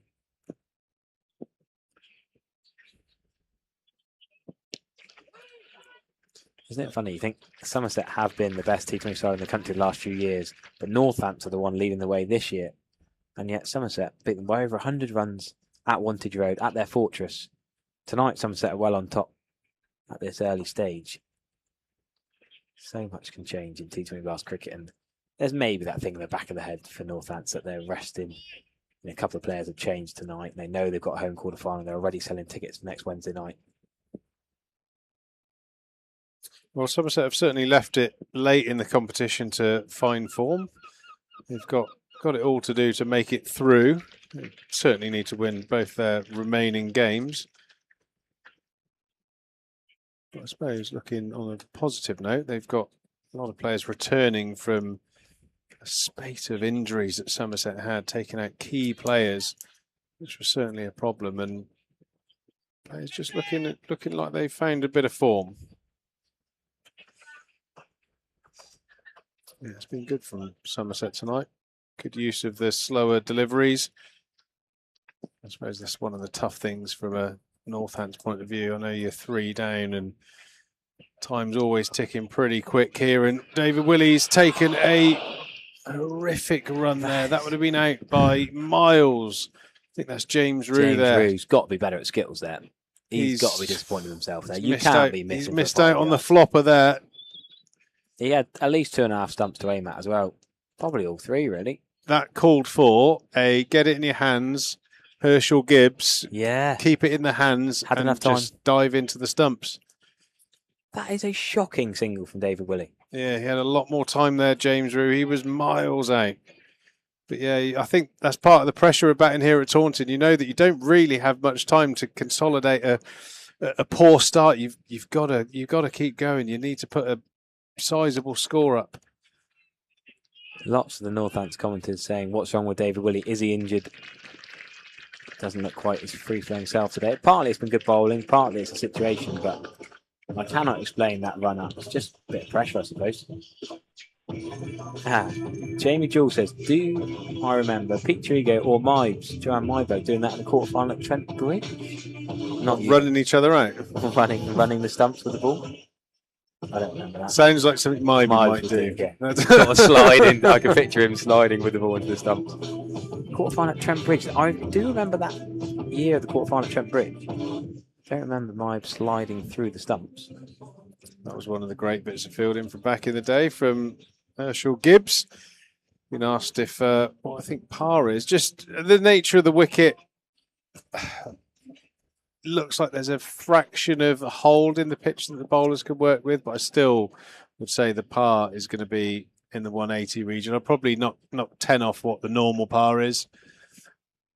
I think it's just about getting yourself in and being really committed to your shots. But to be fair, Somerset haven't given very many opportunities to score to the Northants batters. I can't think of a half volley that's been bowled so far. It's always been slightly back of a length for changes of pace. That's the first horror delivery that's been bowled, and it's been appropriately parked into Gimblets Hill for 6. Now, cameraman Jeff Roberts could have had himself a free car valet there. Didn't even go for it. Jeff's not been very well. He needs to stay still and just click the camera. We don't want Jeff diving around anywhere. He had some sort of inner ear dizzy type thing, which actually can knock you sideways, can't it? Cool, the hand speed on that from David Willey. He's absolutely thumped that down to long off, but it's still only 1 run.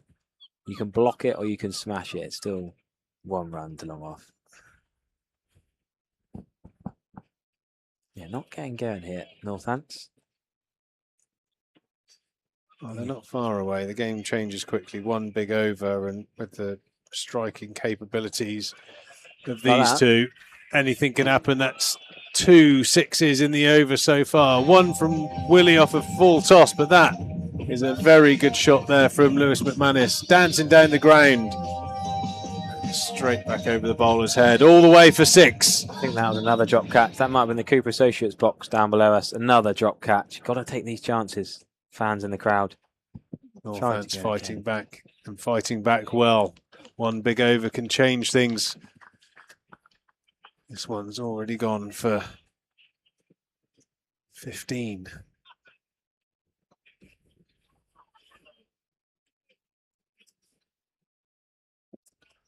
All move in the field for the right-left hand combination here. That was awfully timed, and he really tried to belt that.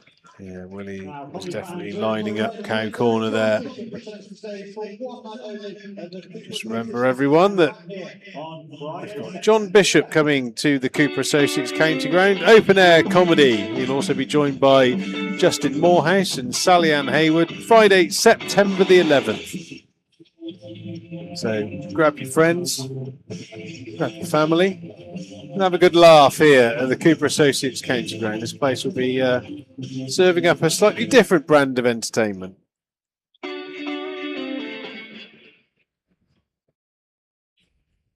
So still got the 3 leg side fielders on the boundary, deep cover, and a long off. For Dan Sams. Are you giggling at the Willie jokes? There are times when I look at the feed and see some of the comments that make me laugh, and I realise that how childish I am still. But keep them coming, please. Those on the live stream, you know what I'm talking about.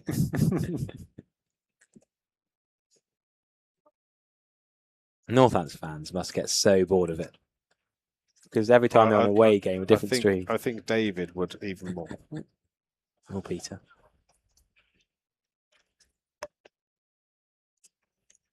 Yeah, that was one of the great historic commentary lines, wasn't it? On the Bold Willie Dilly. BBC. Batsman's holding, the bowler's Willie. I knew it. That is another full toss. One-handed by David Willie, straight out to Josh Thomas.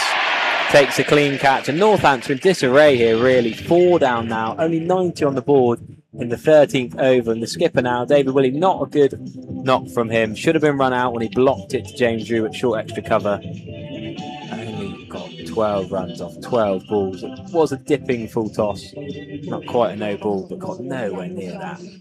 Saif Saeed's got a lot of work to do alongside Lewis McManus. Yeah, that's a disappointing dismissal. That bit of a change-up delivery, but thigh-high full toss, you can pretty much hit that anywhere. And David Willie lost control of that. 1 hand off the bat and he's found that cow corner fielder. Josh Thomas completes the catch, and Northants lost a bit of firepower there, but Lewis McManus batting beautifully, still going strong. So still a fair bit to do, but the Steelbacks 90 for 4 at the moment. Zabe back there to join McManus. Won't have much time to get himself going. How good is technology, by the way? I've already been sent the Johan Myberg underarm launch himself. It wasn't quite a Herschel Gibbs moment, but the difference is you pick Mybe in your pub Skittles team, wouldn't you? That's a good, that's a proper flopper. I got a shout. I did that against Torquay the other week, not quite as elegantly, but here we go. James Drew. Oh, he should have had another chance. James Drew could have 2 run-outs, 2 floppers to his name. And Sam's has accidentally spilled it onto the stumps, I think. It's all going on here at the Cooper Associates County Ground. James Drew apologises to Jake Ball, has a little chuckle. Did not pick that one up cleanly. Through his legs. Might need to get the gloves back. Yeah. Fielded well. But those two, well, Willie's gone, so that's not cost too much.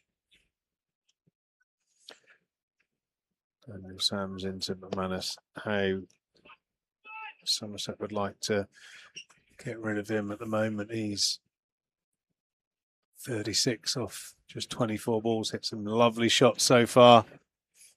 You look down the lineup, you know he's a quality player, but he's probably not the one that you fear. But he certainly holds the key at the moment to Steelbacks getting up to a sizable score. 7 and change overs to go. Steelbacks have got some work to do.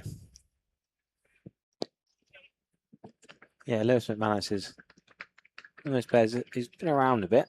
Dorset youth, played a bit of England under 19s, but then from the Hampshire Academy, then went up to Northants. He was keeping ahead of Adam Wheater back at Hampshire back in 2016, but a few years at Northants now. High score of 168 not out in first class cricket, but just 60 not out as his T20 best. Surprised how high he batted today.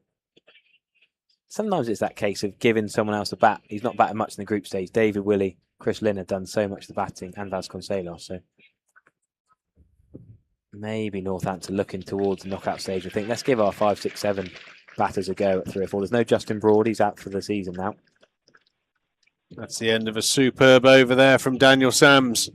I think that was just 4 runs from it and the wicket of David Willey. 13 overs gone. Northants a little bit behind the 8 ball at 93 for 4. One of our partners, Brown and Brown, big insurance firm, and good people as well. So anything that you have of value that you need to protect and insure, your car and whatever else, feel free to give them a shout. Got tell them brown sunglasses on. Tell them Triggs and Harry sent you. There you go, absolutely. Overton into bowl his last over from the Troscothic Pavilion end. Yeah, just checking through played recent scorecards. Lewis McManus batted at number 7 against Glamorgan just a couple of nights ago. We could ask Taryn Lehman afterwards, or even David Willey, but I think that's the plan, which makes sense. They know they've topped the group. They know they've got a quarter final coming up. Even in the Northants Somerset game of the day, McManus batted below safe side, below Louis Kimber, below David Willey. So Northants changing things up a bit. Well, you think about striking power coming in though. Yeah, Kimber. He can. Was it a couple of years ago? He scored a remarkable 200 in the county championship. Scored, didn't he? Lots of sixes. He's a strong lad. This could certainly clear the ropes, but yeah, it was at Leicestershire. 243 was first class best. Dan Lyons might have played a similar knock and eclipsed him, but yeah, the number of 6s he hit was incredible on his own. Good fielding by Lewis Gregory, the skipper getting round from mid-off.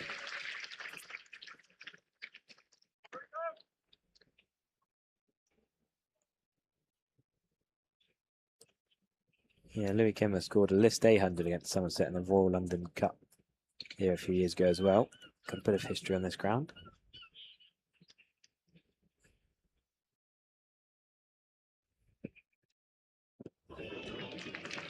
Lovely little period this for Somerset.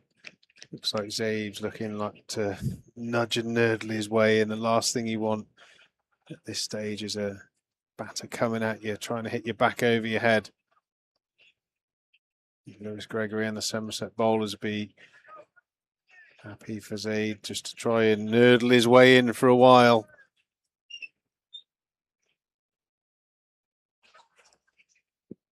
Oh, that's a loose delivery down the leg side there from Craig Overton. That's a re-bowl.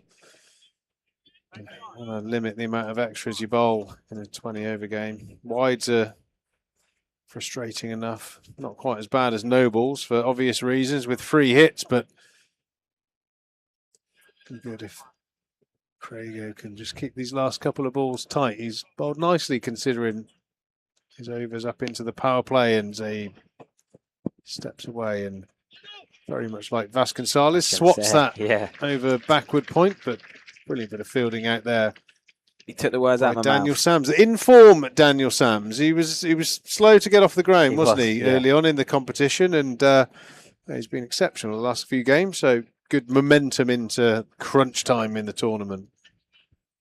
Yeah, Vasconcelos and Saif Saeed, the compact left-handers, shimming down the wicket and opening up cover point. Oh, what a shot that is from McManus. Beautiful use of that bottom hand there. Just to evade those 2 fielders. Absolute pinpoint precision. Another boundary, and just spoils that over there for Craig Overton, who's finished his spell. Look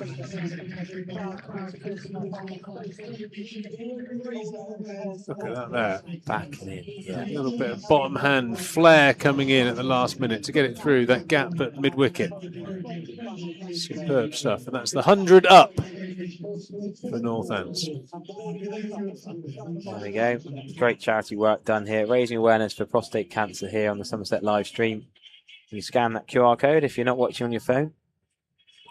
Thanks to Trade Nation for this partnership. Yeah, always important to keep a check of your health. Chaps out there, especially those that think they're well-hard and don't have to go to the doctors. I feel like you could be in that category. Yeah, I don't trust them.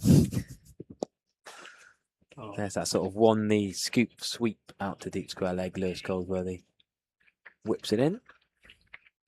So Craig Overton, just the 1 wicket, the 1 wide, but getting through 4 overs early. 4 overs for anything around 30 odd is pretty decent here at the Cooper Associates County Ground. We mentioned it again, the highest scoring professional T20 ground in the world. So going at just over 7s is pretty decent effort for your 4 overs. All 3 of them the power play as well.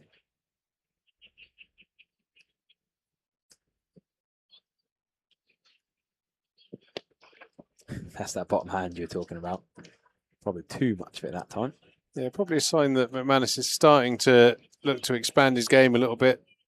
He's had to come down the gears a little bit to try and bed in a partner. But time's ticking now into the last 6 overs of the innings.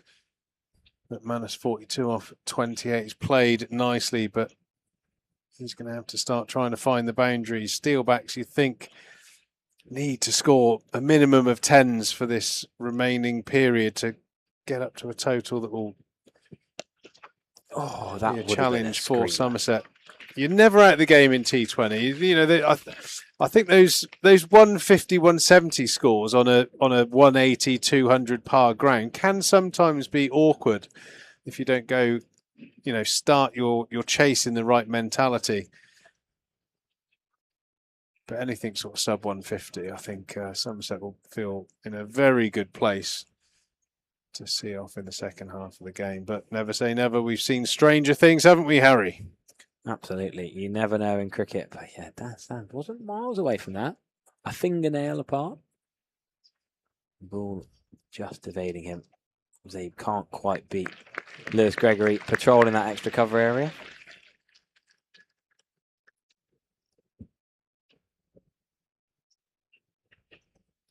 Oh, we might have the Wadebridge stag do at the end of the over. Will Wood stag do from Wadebridge CC. I think we're going to have them at the end of the over. See what they're dressed up as.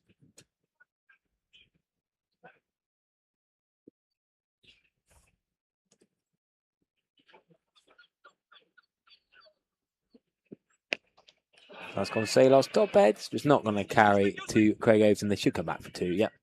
Good work by Josh Thomas again out in the deep. Yeah, another slower bouncer there from Daniel Sams to Zaib. He's used his change-up balls. I would say he's probably slightly on the percentage higher end of his stock balls, being those cutters that he bowls into the pitch. Hasn't bowled a huge amount of on-pace deliveries. So he's starting to find his stride. 7 off 10 now. Both the Steelbacks batters have got to start finding the boundary. It's almost like the harder they swing, the more they're mistiming it. The cultured, calm, timed shots of the more productive so far this evening. That should be a push for 2. Josh Thomas steaming around left-handed. Oh, he's got the pick up and then dropped it. Probably wouldn't have run him out from there, but good 2 for Northants. Well, let's see what. I'm in the family stand. There's a school trip taking place here from Cornwall, St. Stephen's School. Let me introduce you to Friday, Jedson, Jaden. Good to see you, boys. Your teachers are in. You've got a game against them on Monday, and they said you are rubbish cricketers. So here's your right of reply. What do you want to say to them? Basically, Neil Furlonger was international indoor, and then Mr. Farah is Div 2. Don't hype them up.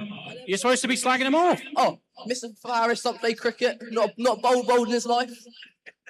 So you're going to win then on Monday? Yeah. Wherever the scoreline, cricket is the real winner, so just got to remember that. Like a true pundit. Freddie, you having a good night? Yeah, it's good. Good, man, a few words. Nice. Enjoy your evening, guys, and good luck Monday. Well, they definitely weren't on a stag do. We never quite know who Rob's going to talk to. He was keen for the mic, that youngster, wasn't he? He reminded me of that lad that went up on stage with Dave at Glastonbury. Thiago Silva was that song, wasn't it? Yeah. Alex. Here's Thiago shirt. Well, Jake Paul then from the just got the pavilion end again. Pulled a poor second over, but got a brilliant breakthrough in his first. Oh, that's picked up clean as a whistle. Not far away from Josh Thompson. Oh, he's dropped it. He got 2 hands to it. It wasn't an easy catch. But having got 2 hands, he'll be frustrated. You know what? His momentum might have carried him onto the rope anyway. It was pretty hard to take this, and then would have had to flick it back. Not a quite nicely timed shot. Not quite as far in front of square as he wanted it to. See, I think if he'd caught that... Yeah, you've got to take those at this level, Harry. You've got to take those.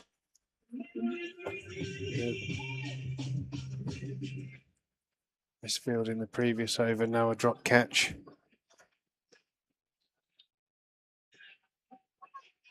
Certainly one of the work-ons, I think, for Josh Thomas, watching him in one-day cricket. It's a massive moment there, chance to get the key batter out, and it's put down over the rope for 4. Jake Ball won't be happy with that.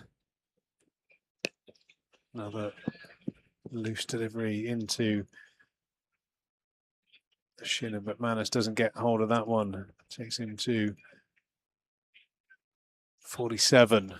1 strike away from a pretty good half century. Hasn't had a lot of support since he's been in. Yeah, so I think this is the moment, I think, where Somerset, early part of the tournament, let themselves down. Drop catches and poor death bowling. Something that you almost... you chalk up as a non-negotiable, as they say in professional sport these days. Good death bowling, good skills, and excellent catching. First half of the tournament, lots of drop catches, poor fielding, and the death bowling just wasn't there. It's clearly been worked on, and that was not a poor delivery, but well struck down the ground by Zaib. He picks up a boundary, and nearly... Really good shot, but I'm surprised with that field that he's gone to that length of ball. Mid-off and mid-on are both up in the ring. He's tried the dip in Yorker. Nearly executed it. You're right, it's a great straight shot for 4, but it's not far off the perfect Yorker, that, but Zaib's just managed to dig that out. And it's odd to have mid-on and mid-off both up in the ring with 4.5 overs to go. That's leg side, and that could be 4 more. Fine leg's not going to get round. Expensive couple of balls. Yeah, that's...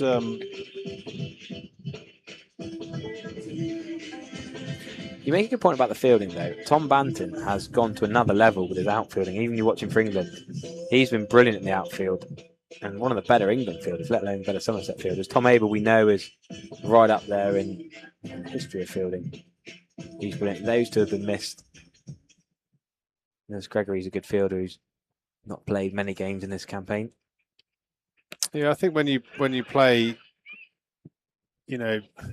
second team cricket into first team cricket, from first team cricket into international cricket, there are levels you've always got to keep pushing yourself on. And I think as there isn't such a thing as the complete cricketer. You've always got areas of your game you need to improve on, work on. And like I said, if you do have a weaker link, there's the resources here are fantastic at Somerset with Paul Tweddle, who takes a lead on the fielding side of things. It's been subpar for Somerset, and I don't say that lightly. It's very unusual to see Somerset miss field and drop catches because they're so crucial. Most T20 games you play in will come down to 10, 15 runs max. Even a big win's probably perceived as 15, 20 runs. And that can be made up or thrown away in the field. And that's what I saw a lot from Somerset in that first half of the tournament. They've corrected it, but even now, those couple of mistakes have probably given Northants 20 runs over the last 10, 15 balls.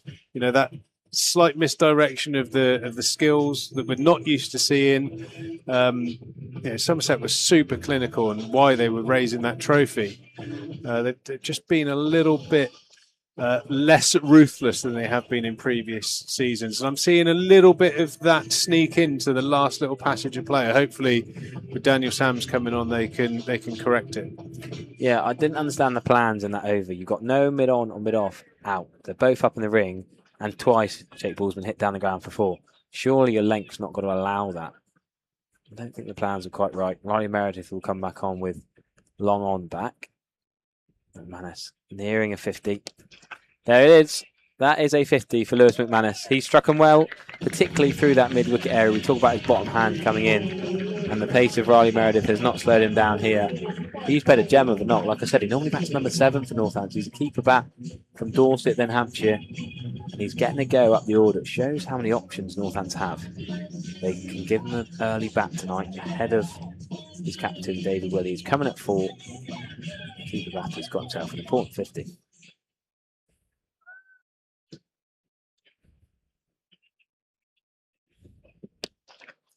That's not quite as cleanly struck. Try the same plan again. Give himself room and hit it wherever Riley Meredith happens to bowl it. Yeah, fantastic knock.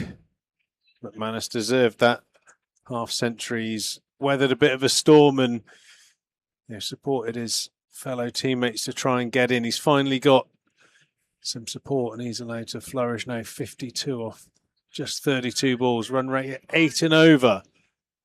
So bringing 160, 170 back into play. McManus almost single-handedly.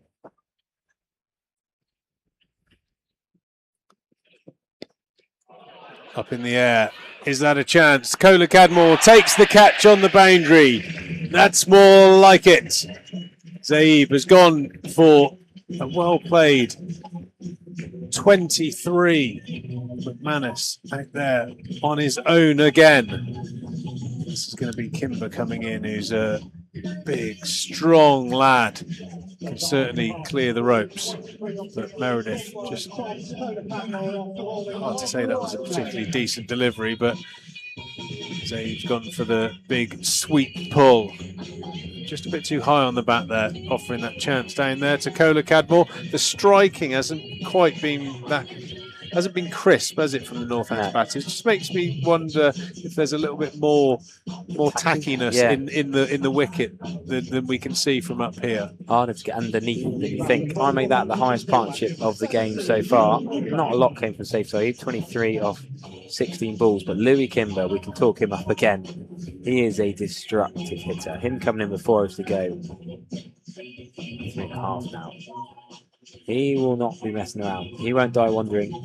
It's a clean ball, but like I said, can he get going for ball 1? Probably not an easy pitch to really fire from ball 1, but Riley Meredith has him in his sights. I don't think that's it. Anything.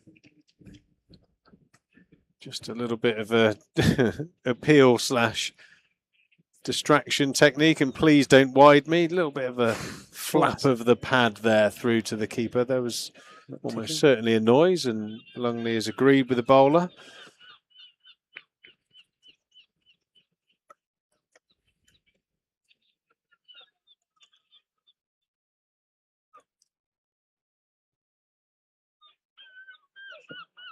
You don't play much pace like this. Championship Division 2 over the years for Leicestershire, now Northants, Louis Kimber, middle order striker, whacks medium paces, but when at this pace at your head, it's a bit harder to get into. Second ball.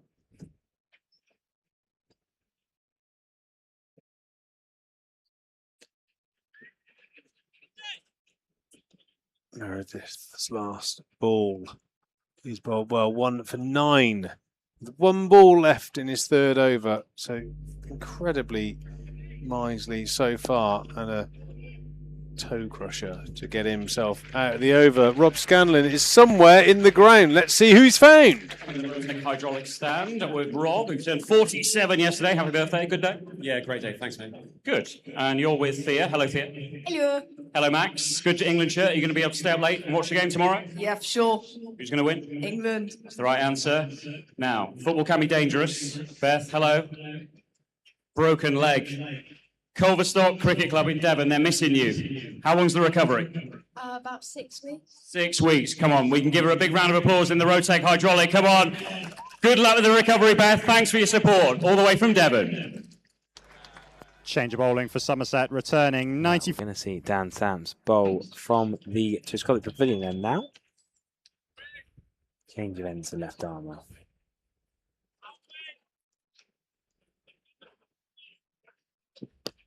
What a pickup that is from Kimber. Has he got the distance? No. Nope. Is it going to go far enough? No, it's not. Will Schmee, there's a safe pair of hands. Went high, not far enough. Said it's hard to get going for ball 1. Yeah, I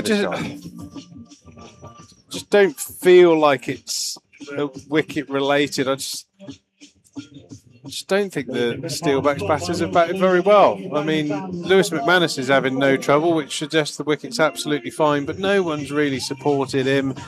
No one's really... Yeah, I think Vasconcelos looked pretty dangerous at the start. Zaib had a short period where he got going. Lewis McManus has hardly mistimed a ball. Just think that the Steelbacks are just off their game a little bit, and credit to Somerset. On the whole, the bowling has been superb. Lots of change-up deliveries. I mean, that is where home advantage really is a thing. A lot of bowlers come here and they're quite intimidated by the size of the boundaries and the reputation of the pitch, whereas Somerset just have to deal with it game in, game out, and they've executed their plans on the whole pretty well tonight. Yeah, Kimber hit that high. That we saw who was it on caught long on. We saw earlier on, went high up in the air, but not the distance. I think it was Nathan McSweeney caught long on off Craig Overton's bucket hands.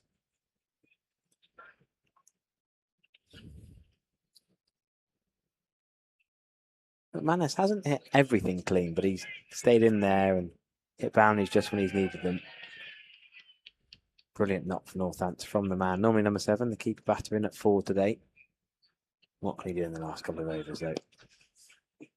Well, it's lucky they got him in, really, the way it's been going.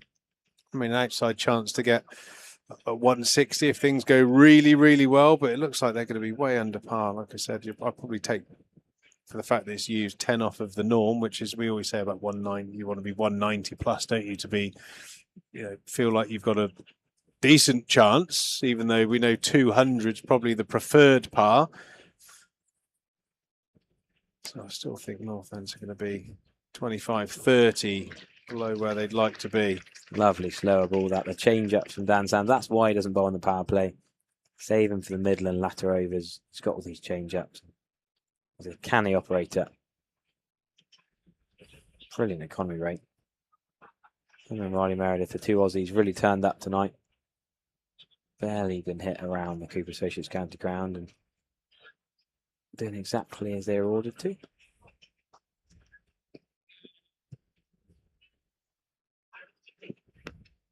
A slower ball bouncer, and it gets another wicket for Dan Sams. He's been brilliant tonight. Runs the other day, now wickets here at home against Northants. That's Miller came into the side and tried to have this partnership with Lewis McManus to try and get Northants up towards 200, but they're really stalling here. Might not even get 150 at this rate. McManus again sees another partner disappear pretty quickly.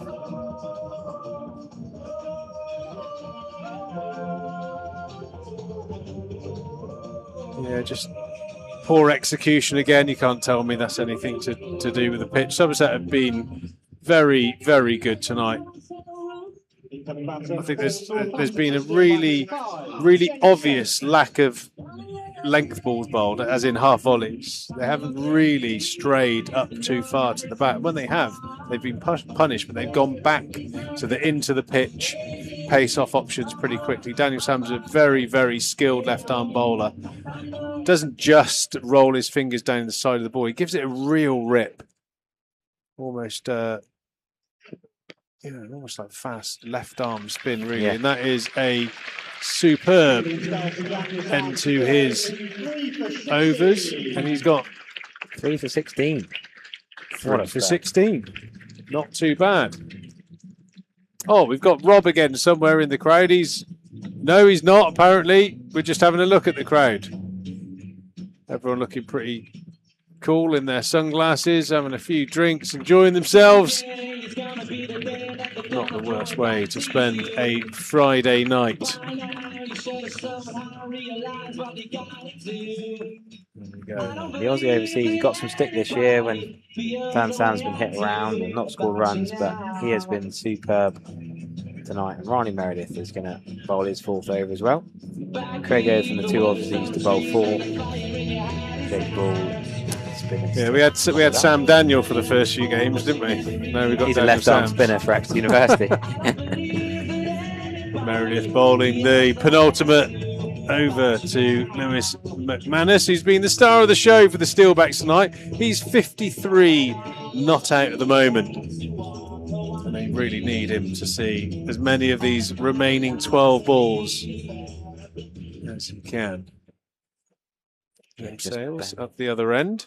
He's better than a number 9, though. He's a genuine all-rounder, James Sales. Who is, I'm assuming, the son of David? Yes. Who was a magnificent cricketer and a very nice chap as well. Yeah, I've seen James Sales. He scored some championship runs, hasn't he? Yep, 23 years of age now. I've seen 5 first-class hundreds. T20 best of just 12, but that doesn't tell the full story. Oh, if he can bat as well, half as well as his old man Jumble, he'll have a very rewarding career. He's on strike now and he's gone straight. Oh, that was McManus. He's gone for, I don't know what that was. The reverse frying pan, I'm going to call it. Remind me of Danny Lamb and his one-day cup stint here. The crab ramp, I'll call that. He went into a bit of a crab position there with his feet. Didn't quite get that right. I tell you what, though, that takes some nerve to do that to Riley Meredith, who's got a high 80 mile an hour, early 90 mile an hour bouncer in him. You're hoping that's not the one that you try to ramp. And the toe crusher timed beautifully over mid-off, wide mid-off, into the top tier of the Colin Atkinson Pavilion. Lewis McManus putting on a show here, digging his team out of a bit of trouble. Gives me confidence. The way that he struck the ball, I think the pitch is a good one. That is a lovely stroke. And I like the bounce off the Colin Atkinson Pavilion, straight into the one hand of Tom Cullick-Admore. Catches it with his non-bandaged up hand.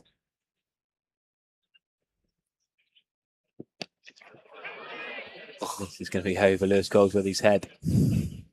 He's done really well to slide and dive after that one and keep it to 2.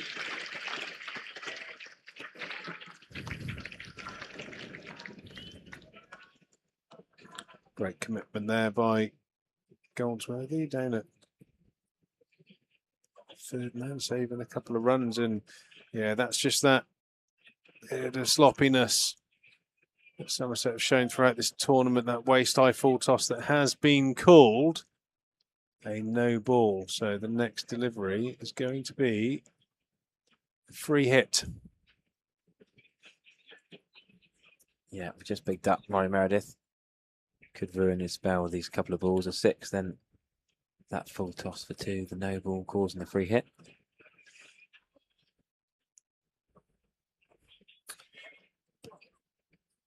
Just important that Somerset just nail their skills these last 9 balls, take some momentum into the break, into their innings. I'm worried about the time. The cut-off says 7:48 to start the last over. We are already at 7:48.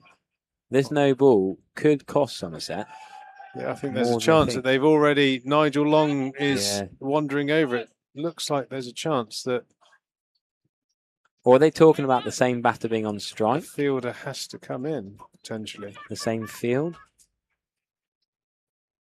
You know the rule that if they change strike, you can change the field. If they don't change strike, they can't. Well, if it's a 2, they're not changing strike. But Is it's that what certainly they're not to talking Somerset's advantage to bring another fielder in, I can't imagine. So No, but they might want to change the plan. yeah, Somerset now only allowed 4 out for the remainder of this game because they've run over. Probably part of the reason that they didn't bowl as much spin as they'd hoped. That last Lewis Goldsworthy over probably turned off Lewis Gregory from bowling any more left arm spin. Well, we don't know for sure now they are getting 5 out. Who knows what's going on, Harry? Yeah, the umpires didn't seem too short. Longley and Long having a big chat. Well, they are going to have 5 out at the moment anyway. I think they might be in danger of a time penalty for the last over, though. That is clocked. Short extra cover. An anticlimactic free hit, as they often are. Now, are we going to see Josh Thomas come up to deep, from deep point to regular point? James Rue go back at deep square leg. Kola Cadmore come up at mid-off. Yeah, I'm it is confused. only 4 out. Yeah, 5. Everyone was moving around there. 5 in the ring, 4 out. So it's 1 less out on the boundary than Somerset would like at this stage. Can McManus capitalise? That should be caught by James. No, James is not going to go near that. Looked like it's going to go up in the air. I don't like that, Harry. There's so many places that can go. Yeah. You haven't got the field set for it. No one behind square on the boundary. Anything on it is going to be a boundary. Was he scared? Because he only had the 4 out on the boundary. Was he scared? Such to a go good to Yorker top bowler. I Yeah. think that's got to be your go-to. Maybe he's put off because of the potential that he could bowl another full toss, but yeah, it's been a disappointing end to a great spell, and that length delivery, inside edge, no harm, no foul from the bowler's point of view, but that last over has been a little bit expensive and he's turned unbelievable figures into just good ones. 1 for 27 off Meredith's 4. Yeah, that Who's made gonna him bowl the first last up. over? It's going to be Jake Ball. Again, I think the combination of Meredith and Ball towards the end, I think that's where it's been unusual this year. They've been sensational the last few years, closing out games, being miserly, hitting those Yorkers. Hasn't quite panned out that way, and you could just sense even in this innings now, where Northants are miles away from it. They've just conceded in the last 4 or 5 overs a bit of momentum back to the opposition. Soul to Soul is live in Taunton. The brand new heavies, Norman J, MBE, I don't know who that is, and the Beatles Dub Club. Tickets are on sale now. Saturday, September the 12th. Doors open at 5 p.m. Jake Ball to finish off the innings. 151 for 7. Looked like 160 was going to be way out of it, but they've actually got a chance to get maybe even past that, especially if McManus is on strike. He's on 69, and it has been exceptional. 69 off 40 balls, and considering what was going on around him, he has been the glue for this innings. Yeah, they'd be nowhere near this without him.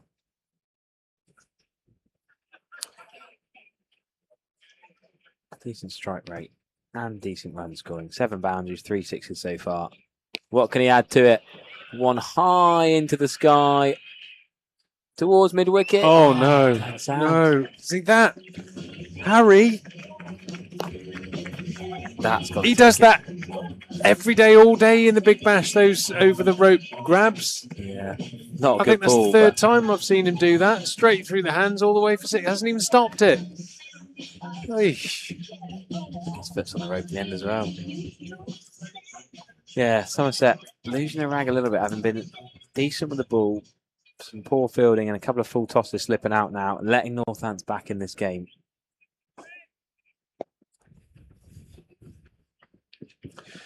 Should come back for 2. Surely you've got to come back for 2.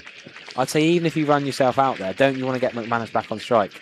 I think that's poor. No, because it would have been McManus being run out, Harry. That would have been really silly. Do you not think he still? Yeah, but if he gets 1 now, he's still got 2 balls to face. I feel like they ran in a bit of a circle. If you watch the way they ran, they only ran into each other and ran round each other. Not ideal.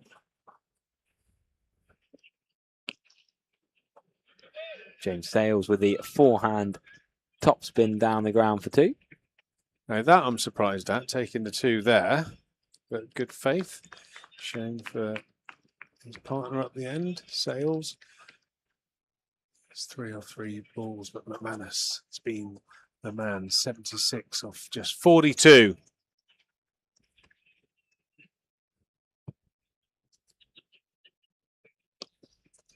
Round the wicket again, trying to fire it into that leg stump. Now McManus thought about coming back for second then. He wasn't worried about taking the strike for the last ball. Could have had a red ink at the non-striker's end, but now he's going to have to try and smash Jake Ball to the boundary last ball. Jake Ball's keep his discipline here. Well, it's like football that's now got those hydration breaks, so you play 4 quarters, and the last quarter of this innings for Somerset has been poor. Yeah. Really poor.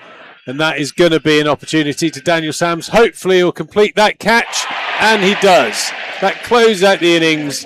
Northants Steelbacks have got 162. Lewis McManus out on the last ball for a magnificently played 76. But the last quarter after that last hydration break, Harry, has I think just opened the door to a good chance here for Northants. I think it is 20-30 under par. Yeah. Somerset are going to have to play well, but they've given themselves a chance. And I think, if I'm hypercritical, Somerset just gifted Northants quite a few runs there in those last 6 or 7 overs. Yeah, I agree. I don't think it's going to be as easy a chase as you think it should be. Northants are a proper bowling unit, top of the table for a reason.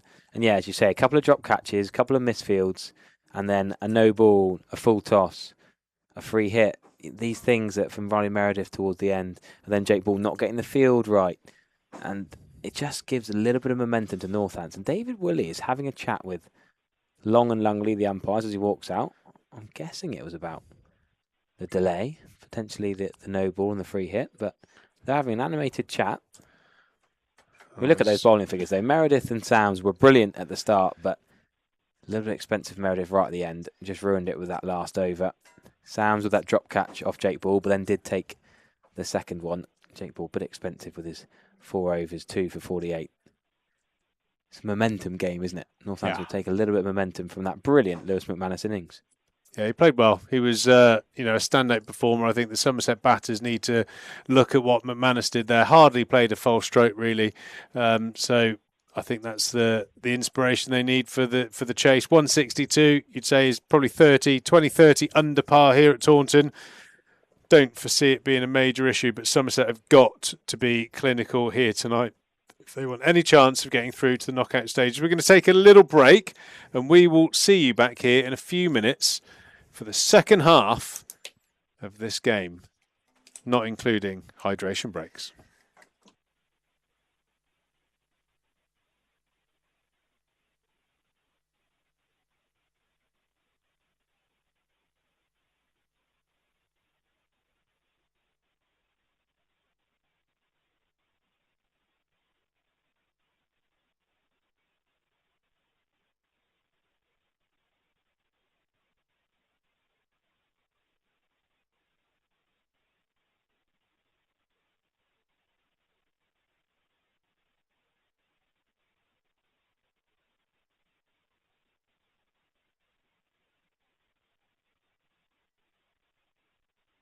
So far tonight, keep it coming as Somerset go in search of 163 to beat the Northamptonshire Steelbacks. It's a crucial evening and your support could make all the difference tonight. So keep the noise coming. We'll be revving it up with some songs across the second innings. But it's time for our interval entertainment. Courtesy of Thatcher's, we've got the can race, so let me quickly introduce the two teams.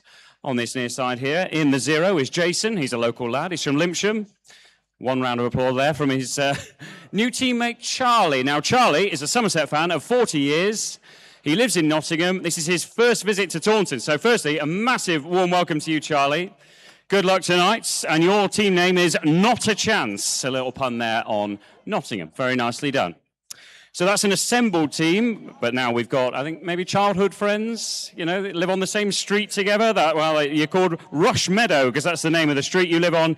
Steve in the blood orange, and we've got Alex in the haze. They're from Cranbrook. And Steve says he's very hot. He's not being brash. He's quite literally hot. Okay, so good luck, guys. You've got the tennis balls, so what you have to do, slalom around the course. Do not lift up the cans. You've got to shuffle your way along, and then you've got to get the ball back to your teammates. You can throw it, you can pass it, whatever you decide to do, and then your teammate goes, and it's first past the post is the winner. We've got Stumpy, our beloved mascot, here as well to make sure law and order is kept above board. Hello, Stumpy. Oh, he's got the bucket hats as well. Yes, you'll win bucket hats if you hit the stumps at the end. But let's see who wins the race. Well, at the moment, we need both of you on starting line. Okay, are we ready?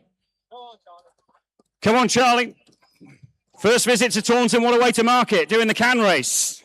It's a bucket list trip, he says, so let's make it worth it. Come on then, Charlie. And come on then, Alex, in 3, 2, 1, go!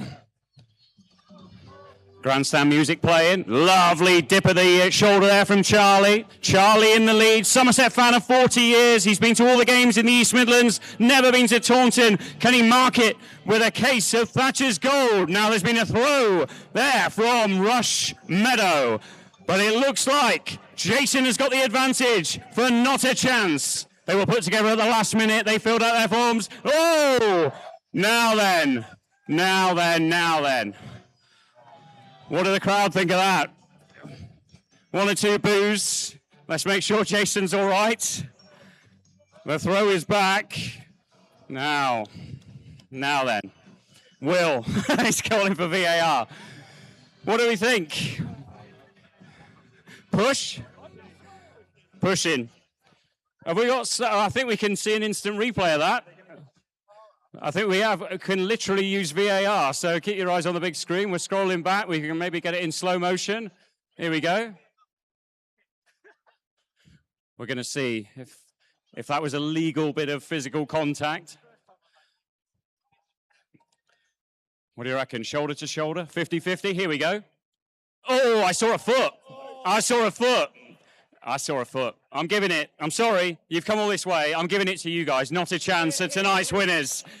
Many congratulations. I was expecting a better reaction from that, but well done. Right, you can now come over here and you can have a bowl at the stumps to win a bucket hat each. Rush Meadow, thanks for playing. Much appreciated. Come on then, Not a Chance. We've given you a second chance there after VAR. Who's going first? Jason. Hit the stumps and win a Thatcher's bucket hat.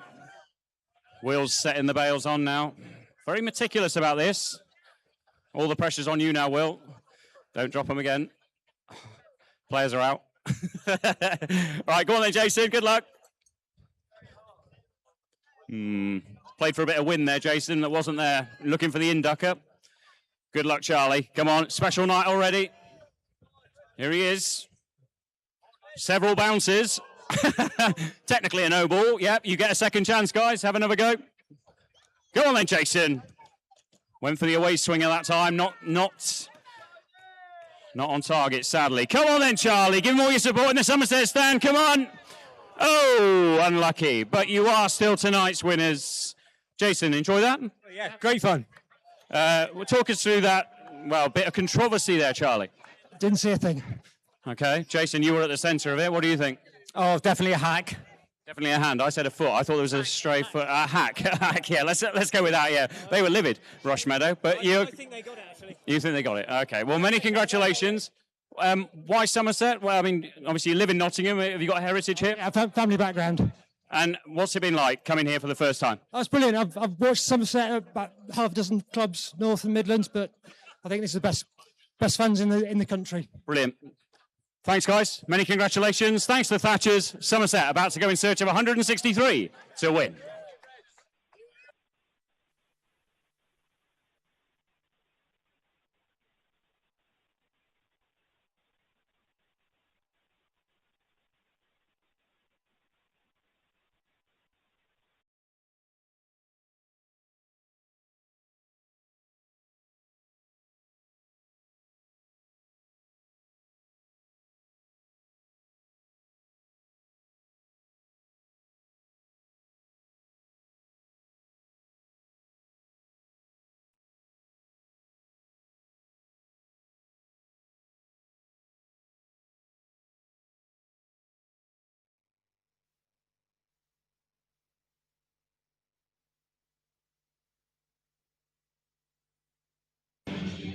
Led out by the captain David Wood, who's welcoming back the visitors Northants and Steelbacks. And now, time to make some noise for your Somerset opening batter, sponsored by Joseph Benson Station 23, Will Sweet. And sponsored by Epic Credits, number 45, Thomas Rue.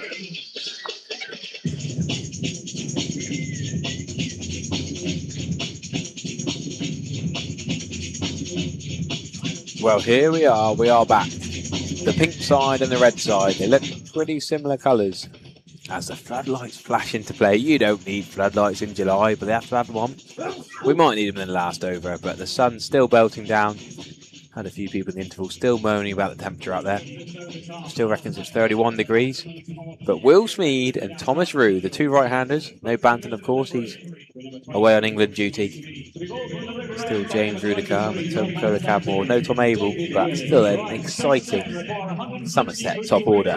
Can they chase this under par Northants total of 162 for 8 in the end? Northants will open with the left arm seam of David William. It's not 32 degrees in here, it's a cool and steady 22. Thanks to the air conditioning. It's definitely one of those days where you need it, even though air conditioning is taking a bit of a bad press the last few weeks. Here we go. We've got David Woolley, Will Smead. Good Somerset.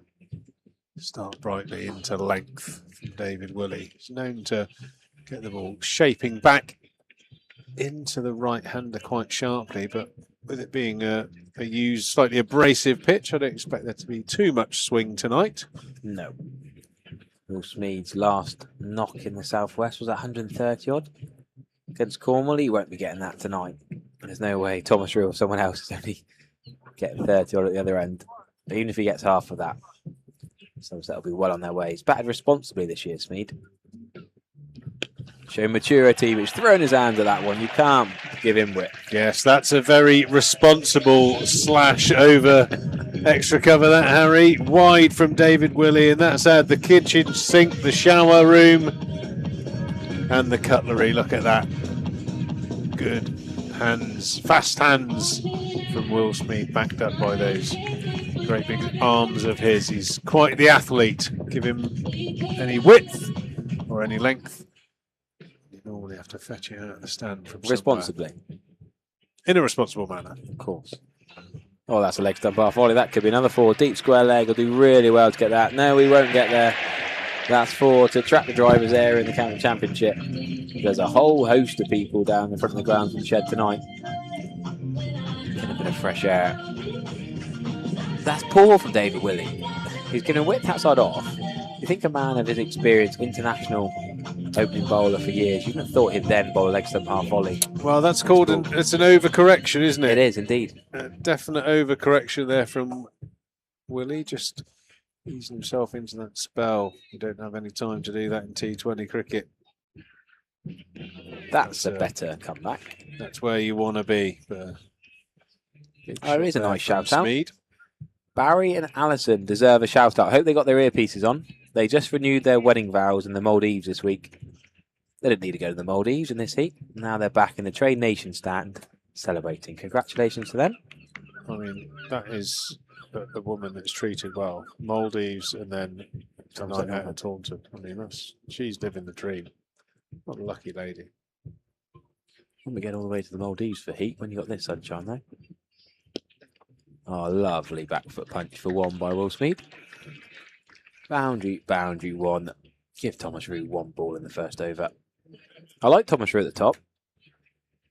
Give the young man the opportunity. He's such a talented straight maker. Scores all around the ground.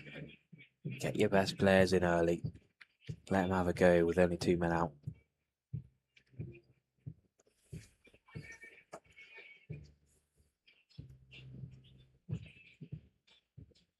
Looks like he's batting on sort of middling off.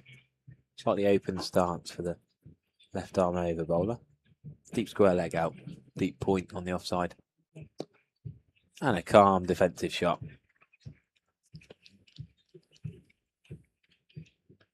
Thomas Rue, who can concentrate on his cricket now. A-level's done. Sharmaghange University can concentrate on professional cricket for probably the next 20 years of his life, all being well.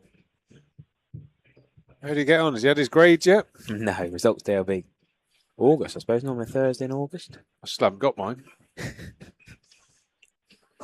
Did you even attend them? Did you turn up for your Sorry, exam? did you say A-levels? Yeah. No, we didn't get that far. I don't think you got that So I'm far. still O-levels. Live and comprehensive is still waiting for me to pick up my GCSE ones there. I'm sure they've recycled them by now. We've got Sanderson from the Trescothic stand and a very highly skilled bowler. Doesn't have a huge amount of pace, but he's got one slip in. Bowling to Will Smeed on 9. How aggressive will Smeed be? The answer is very. That's a great shot. A little bit of width, a little bit of shape outside off stump.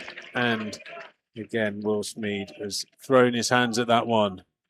All the way into Gimlet's Hill for 4. Yeah, only a couple of yards past mid-off, but thumping cover drive. Well, I'd like to see Smeed use his feet to Sanderson while that keeper's back.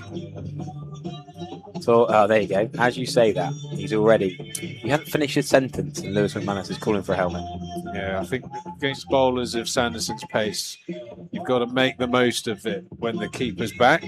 Get your dancing shoes on. He didn't move down, though. Interesting that McManus has decided already. I think he would have been quite a way out of his crease, though, just his starting position. Cover driving, yeah. Just trying to peg him back now. The old New Zealand trick to Harry Brook and Joe Root. Alex Carey did a bit in the Ashes as well. There it is. Pin. You're right, actually. Yeah, that point you just made there. He couldn't quite drive that because he was back on the crease. Similar length ball. Sanderson can hit a sixpence. Very skillful bowler. Tom Rue on strike now. McManus intimating to the bowler he wants to go back, and he has done. Helmet off. It's funny, though, because I think Thomas Rue is more likely than Will Smeed to use his feet to seamers. I've watched a lot of the two openers here in recent years. Thomas Rue does shimmy down a lot.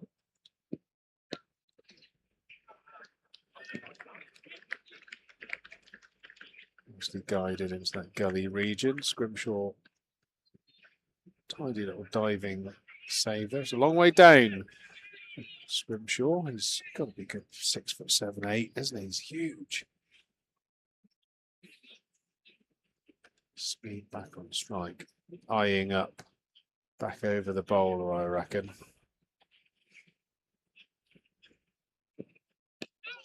Good length from Sanderson. Defended away to the mid-wicket region.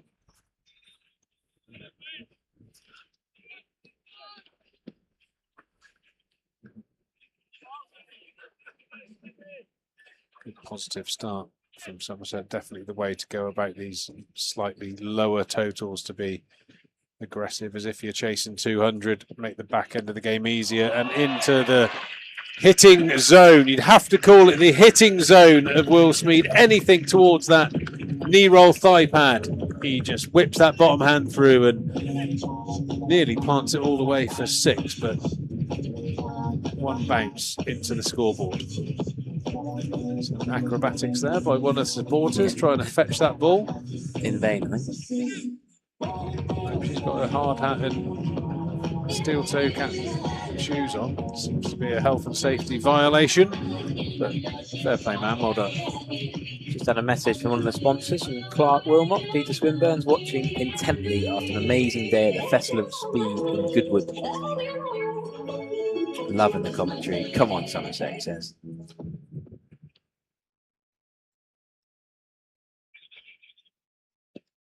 Oh, That's there a we big go. That's strike. what he was eyeing up. Bosh, straight back over Sanderson's head. And that's a hefty first over. Awesome stuff from Will Smeed. 24 off just 10 deliveries.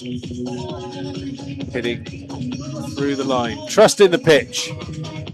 And he knows that if he gets enough of it, Thompson's not big enough. That's a lovely cricket shot, that. Yeah, I think my friend knows, or was with Peter from Clark Wilmot the other day. Apparently, I wanted to say hello. It was one of the games that the lesser broadcaster Sky were covering. I wasn't here, sadly.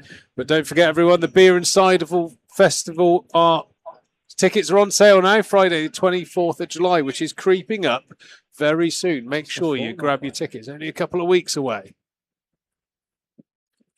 Well, it comes round quick, doesn't it? One Day Cup is already nearly here. One Day Cup at the end of July, not even August this year. So James Sales to bowl right on scene from the river end. David William just the one first over. More of a bowling all-rounder is James Sales, but has played some important innings with the bat in the Cat Championship particularly. Oh, that's gone a long, long way from Will Smeed. Over the scoreboard, bounced on the groundsman's shed. That ricochet could have gone anywhere. It could be in the graveyard. It could be going towards the theatre. Just can't bowl there to Will Smeed at that pace. That is absolutely in the wheelhouse. Onto the hip. There's only one outcome for a ball like that, I'm afraid. Well, I said I didn't think Will Smeed would get 130, but if he keeps the strike, Thomas Rue happy to play passenger. Reminds you of that Johan Myberg. I think it's the fastest century here for Somerset in T20. Tom Banton, of all players, was second fiddle, just watching Myberg smash it to all parts in that game. The pick-up from Will Smeed. 30 off 11. Yeah, if there was a stat meeting about Will Smeed, that would be the no-go zone. Another one into length and swatted out into the offside. The line saved him there. Looks like James Sales' gather, what he's bowled so far, looks like his miss will be on the short side, which is dangerous to someone like Will Smeed.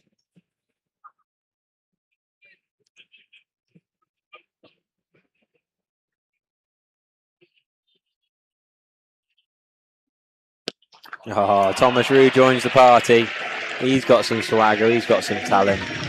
He don't want to miss out. You just can't bowl full to Thomas Rue. You can't bowl short to Will Smeed. See, Harry, I told you it was belter. Smeed beast mode on. Chat well. T Rue joins the party. Down the ground. Clean strike. Really good hand speed and finishes up like a golf shot over the shoulder. Yeah, that's a good shot there. Just hitting through the line there. Form, confidence. The catalyst of this form with those championship hundreds. He's carried that into T20 cricket. Back of the hand, slower ball, but misdirected. Was that bat or pad? It was bat, and another boundary. Somerset charging away here. 41 without loss inside the third. That had about the same amount of bat, maybe less bat than Chris Lynn's 4-through fine leg and just given his leg by. That was a solid piece of bat, that one, wasn't it? Yeah, just misdirected. A little bit unlucky to end up going for 4. Right, where does he go next? Where's Sales' reply ball? A wide. A very wide. There's no complaints there, but Mount has done well to get there, actually. Northants look deflated. I know they're through, but they're just going through the motions here. There's not much positive body language. Yeah, they're always. I would imagine there's always a slight danger when you've been so dominant through the group stages that your eyes are on the knockout stages. And oh my word, Sanderson there, extra cover, has dropped an absolute goober. We're going to go to Rob Scanlon, who I hope's got safer hands, at least with his microphone in the crowd somewhere. I think we need to replay this, Pete. I think we need to watch this drop again and again. This is more important. Sorry, Rob, we've got to watch It this sounds drop. like Rob's dropped his mic as well, but look at that. I mean, that's straight in the breadbasket, in, out. In the belly button. That's when you want the ground to swallow you up there. A false shot there from Thomas Rue, but he's got away with it. 1 over for 16 and then dropped a dolly. The next over, straight in. Thomas Rue took 4 steps towards the dugout. 42 for none, should be 42 for 1. And they're going to go to spin. Safe Saeeb's left arm spin. Very early spin at the Cooper Associates County Ground. Yeah, I think there is a danger when you're so dominant. You know, your eyes are on the knockout stages. You lose a little bit of momentum because the intensity isn't quite there towards the back end, and then all of a sudden you've got to pick yourselves up. But on the flip side of that, if Somerset can somehow sneak their way through, they will have a whole lot of positive momentum, and shots like that polish this total off pretty quickly. Poor delivery there from Zaid, just dragged down into length. Smeed is not missing out on that.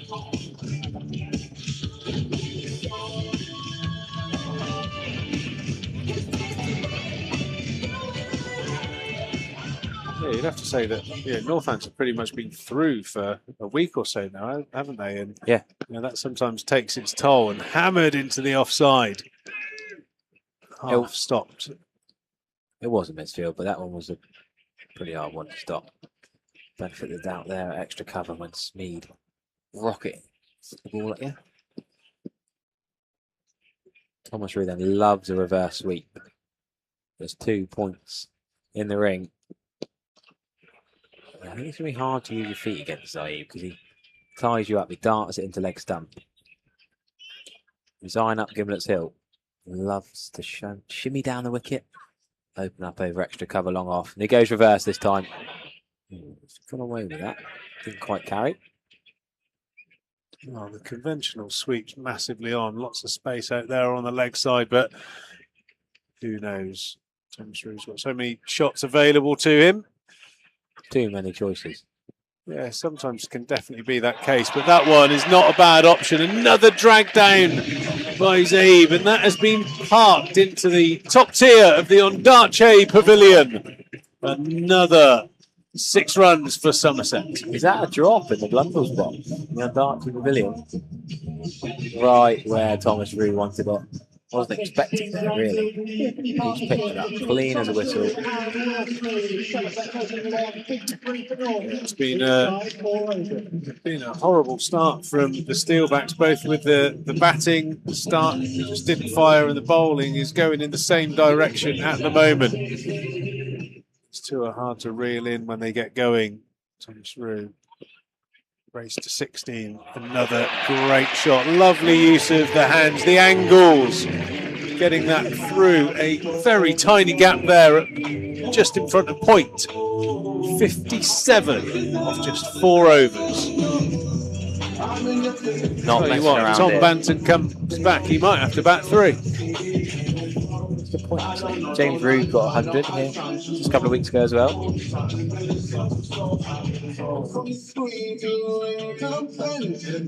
Where does David Willie go now? He goes back to himself, I think. 1 over on, 1 over off.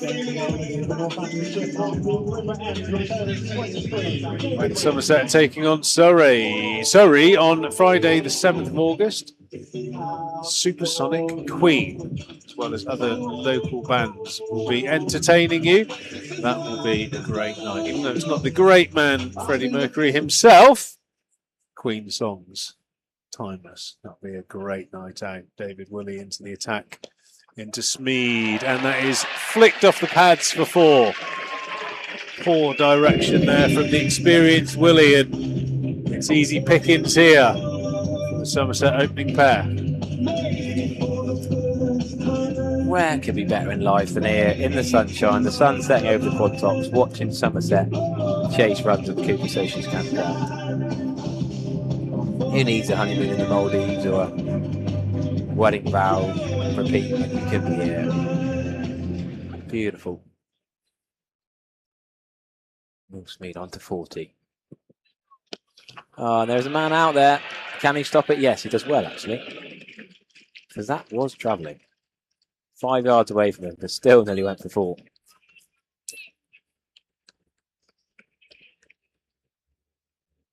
Doesn't look like there's a length you can bowl here at Taunton at the moment. The batters are seeing it well, committing to their shots and executing them.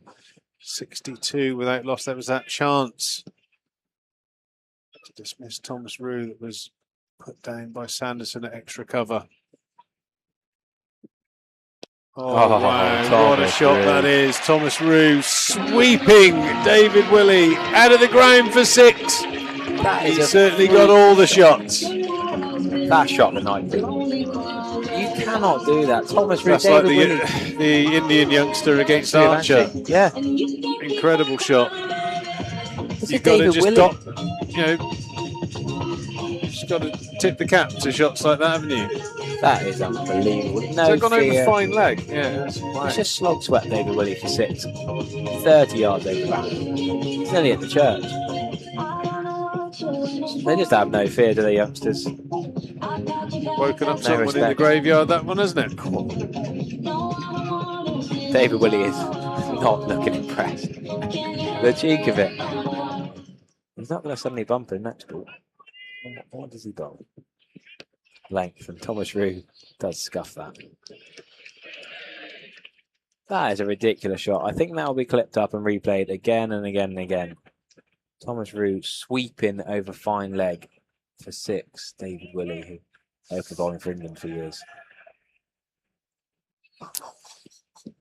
Yeah, on the momentum things, I'm almost slightly excited because Somerset a few weeks ago were pretty much dead and buried. Now they've got a chance, and they're playing the best cricket they have of the tournament.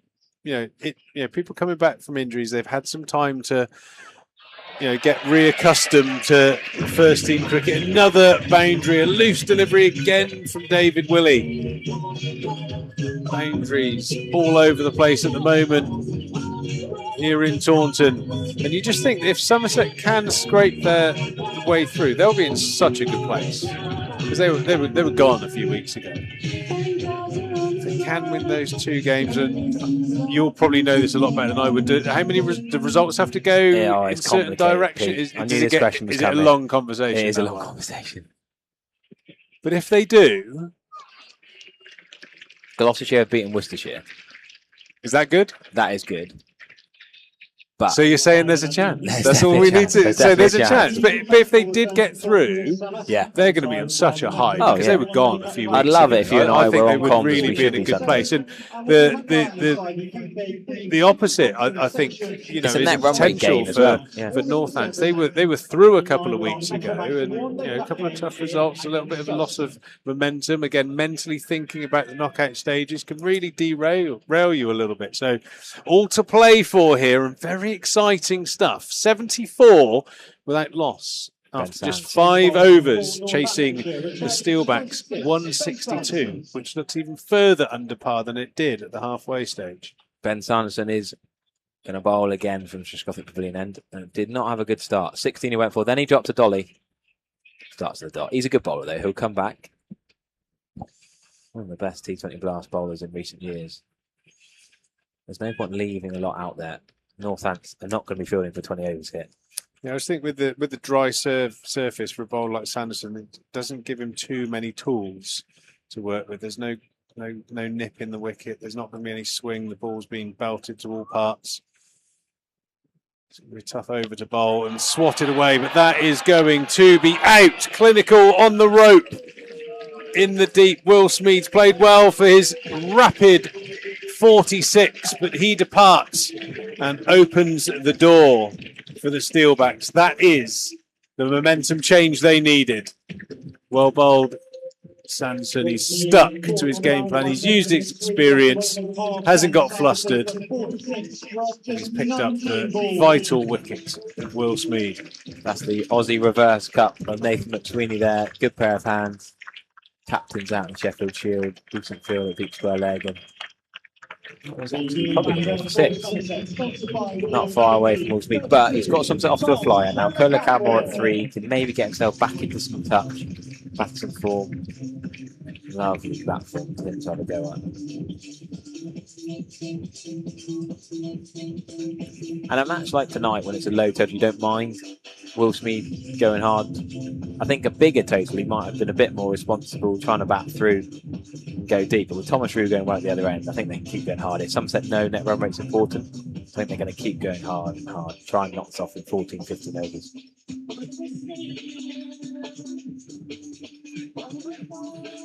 A message from Bodie's mum. They're watching from home. Loving it.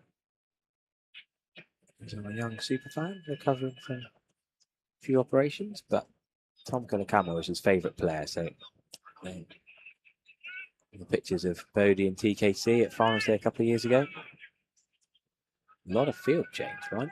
Evans in the ring straight. 4 more balls in the power play. It's deep square leg and deep point, and the men out. Right on the money to Cola Cadmore there, Sanderson. It's just a runner ball for Somerset. So Northants do require something special to get over the line tonight. Cola Cadmore has been out for a while, short of form. Could do with a knock tonight.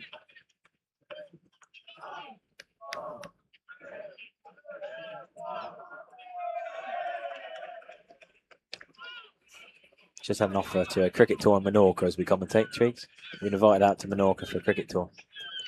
Sign me up. September, and we're off. Similar to the CAG in the sun.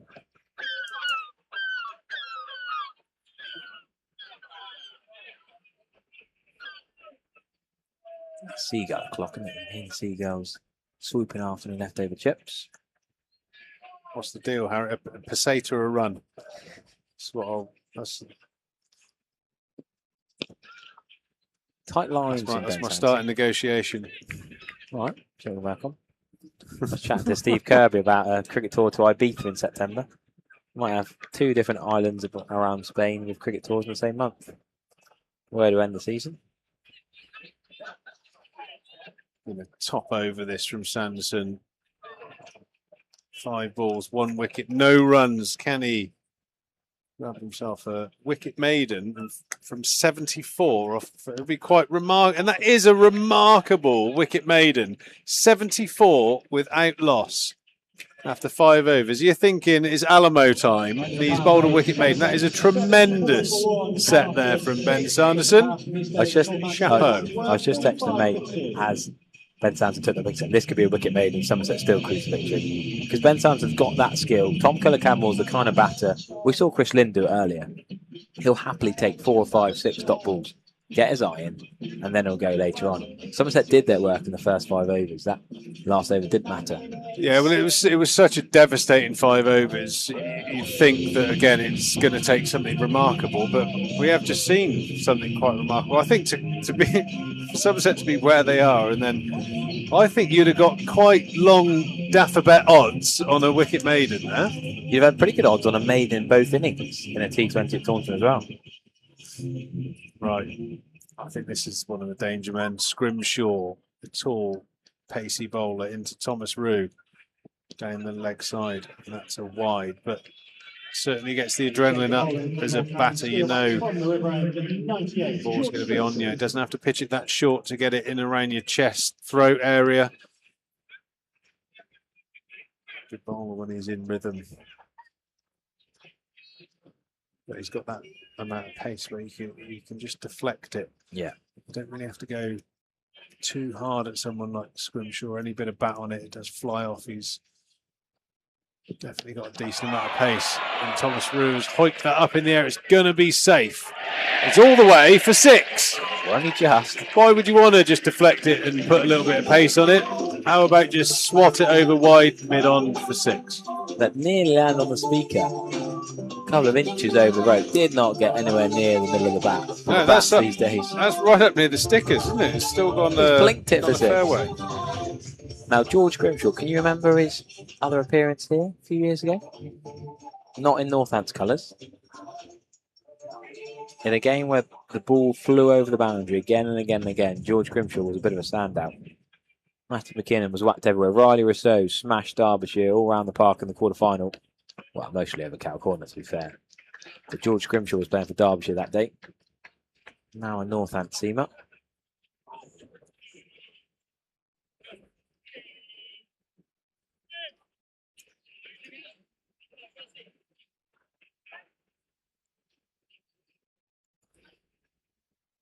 Yeah, George Grimshaw. A couple of games for England. Didn't go as well as he wanted them to. But no ball problems. Still a decent bash it in back of a length. T20 bowler. Oh, can't bowl there though. Not to Curler Cadmore. Curler Cadmore gets underway off his 5th ball into the Somerset stand.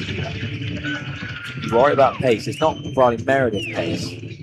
Yeah, somewhat predictable. Cola Cadmore's waiting for that very good puller of the ball. Just into length, I suppose, isn't it? I wouldn't say it's a short back of a length. Pretty much guarantee coming from 6'8" it's going to bounce. Cadmore's just waited on that back foot, swatted that away for 6. Good batting off the mark with a maximum. Down the leg side, Cadmore's going to get up the other end. So run rate is currently 13.5. Somerset require 5.5. So this rate could be an early finish, an early train back to wherever you've travelled from. Still plenty of work to be done though for Somerset. Is run rate a thing? Yeah, is that absolutely. Is that part of the Always Harry important. Everett algorithm you've been working on this afternoon? Shot Thomas Rue. Not going to have the legs to go all the way for 4. That is a shot Thomas Rue played again and again in his county championship innings at Trent Bridge.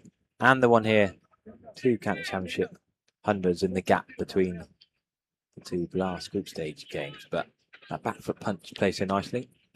Yeah, it's such a tight group that net run rate will come into it. Gloucestershire, Glamorgan, Worcestershire, all in around it. Warwickshire will probably struggle. But so many options. Permutations. And Thomas Rue will just keep on going. 1 man's 4 over mid-on. Have it. Yeah, predicting that Scrimshaw's going to bowl that hard length. And it's cost him 21. Not the over Northants wanted after that superb Ben Sanderson over. Wicket maiden followed by 21. Somerset right. Back on it. Cola Cadmore 7. Thomas Rue 40 off just 16 deliveries.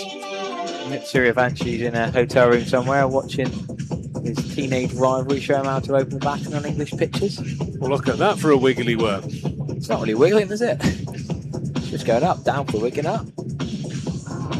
Not seen a bigger run rate contrast in a worm like that.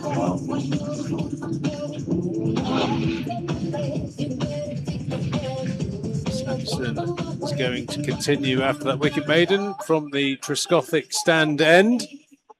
They need their senior bowler to weave a little bit of extra magic. Star of the first innings, Lewis McManus, behind the stumps, is up to the stumps, keeping the batter restricted inside that crease line, where Sanderson could just hone in on that length. He hits so frequently. Cola Cadmore's gone for a ramp. Don't see him play that shot Given very a often. wide by Nigel Long. That's not a Cola Cadmore shot, but because there's so much space there, fine leg, there's no 45, fine leg is more of a deep backward square. I feel like that's harsh for wide because Cola Cadmore seemed to make a movement across. Does They that, talk about profile wides, don't they? And does that not move change across. the wide lines somewhat? So Couldn't have been a mile away from the stumps, that. But at least we've got a run off of him anyway. Batter's game, isn't it? It's really well bowled. Ben Sanderson, this is a brilliant comeback. We know how good a bowler he is, but to go for 16, to drop a dolly, and then come back with a wicket maiden, and then this over at the power plate. In the comments in the live chat says Thomas Rue will be a good player when he grows up. Right, so 45 does come across from point now. I think Kev Campbell wants to belt this down the ground. Mid-off's up in the ring. Any chance he can whack it straight?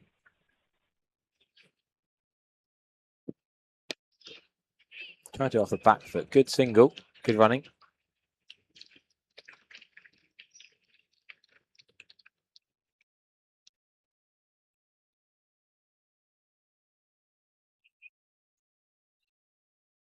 Jumpy. Jumpy.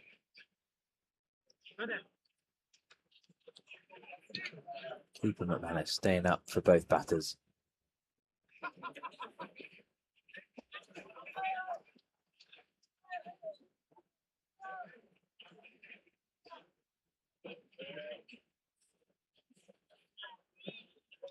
Thomas Rue plays the scoop a lot. It's one of his go-to shots. He leaves it later than Curtis Campbell does.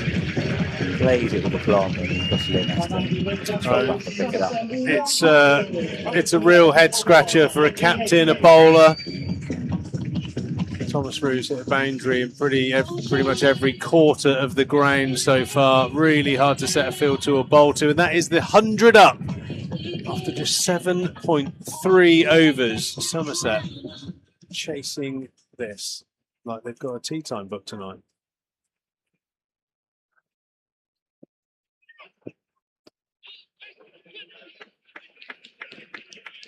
Curtis Campbell doing this with an injured hand as well, remember?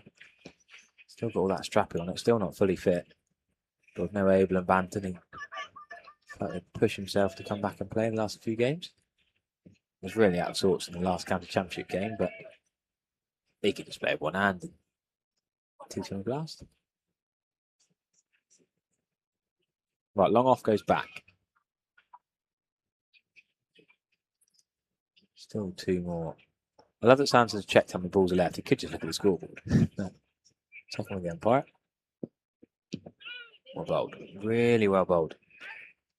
One of the great comebacks from going for 16. You know, the last 2 overs have been awesome from Sanderson.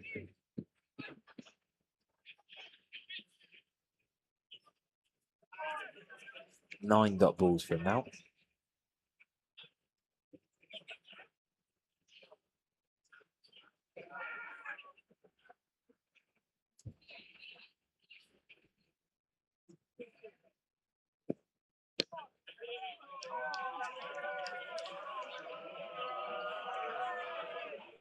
Now a reminder, as the That's the end of the 8th. We have a massive doubleheader here. 3 for 1 now. There are just 750 tickets left for Sunday, July the 12th. Somerset taking on Essex, and Somerset then taking on Worcester.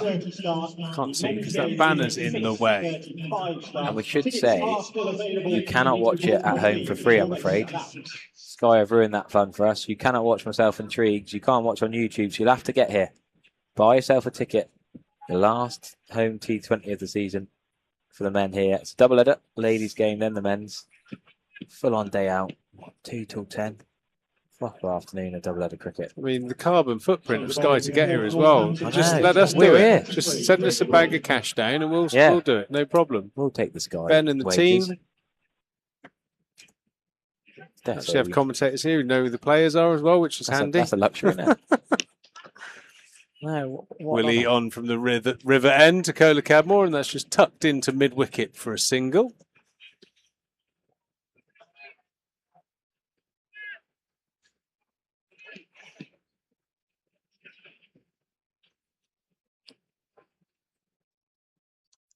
Something special about a Somerset chase here at the Cooper Socials County Ground with the sun setting.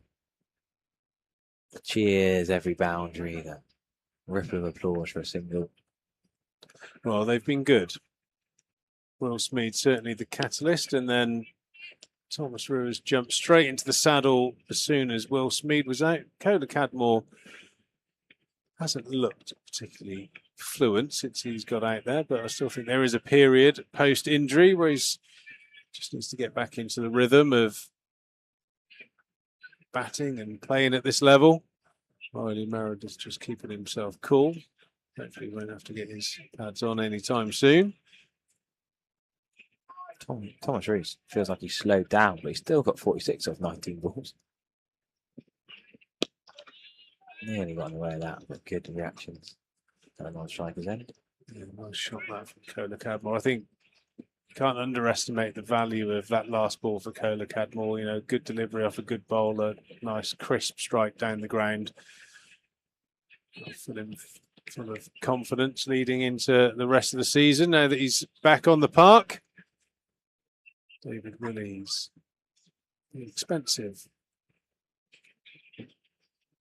Tonight, Will Smead got hold of him. He's going to change his angle to round the wicket to Thomas Rue, which brings in the reverse sweep type affair, or the cloth to deep. Long on, and he's out. That's a really good piece of bowling. Change of angle. Thomas Rue has taken on the challenge, but like so many of the Northants batters, timing just wasn't there. Low, near the toe of the bat, inside edge.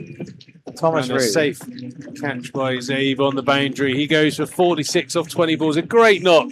Smead and Thomas Rue have really put Somerset in control of this chase. James Rue's brother now walking out to bat at number 4 with Cola Cadmore.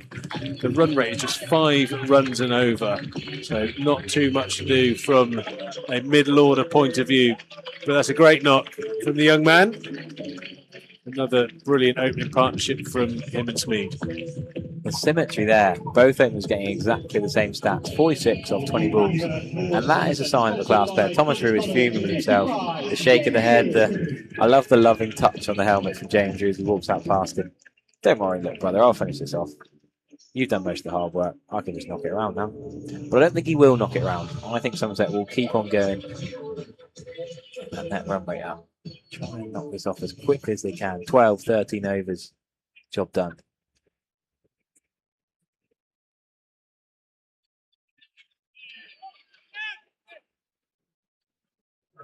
Right, James, you will have a deep third, a deep cover. Might have an extra man in the ring, actually. Northant's going quite attacking here. Yeah, they're going to have 5 in the ring, which you don't often see in a T20 middle over period. They want to put a bit of pressure on James Rue, but he won't worry. He scored 100 here just a couple of weeks ago in the T20 format, of course. There he is, off the mark straight away.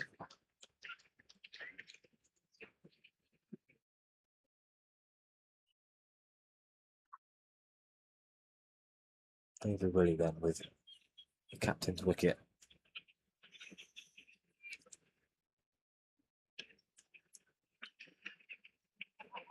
Good comeback over here from the skipper, picking up that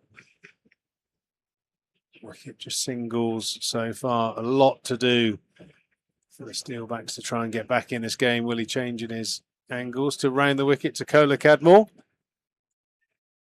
Last ball of the 9th. And that's going to be a single down the ground. 108 for 2. 9 overs gone. Somerset in full control of this fixture. Okay, 55 Scatterblast time. but it's time to give away some free Vitality t-shirts. T-shirts being thrown in the stands. It's a Vitality Scatterblast. So much fun for Friday evening here. The perfect summer holiday gig. I know some schools haven't quite broken up yet, sadly, but there's no school tomorrow. Friday night. If you can, get yourself down here Sunday. It'll be a scorcher.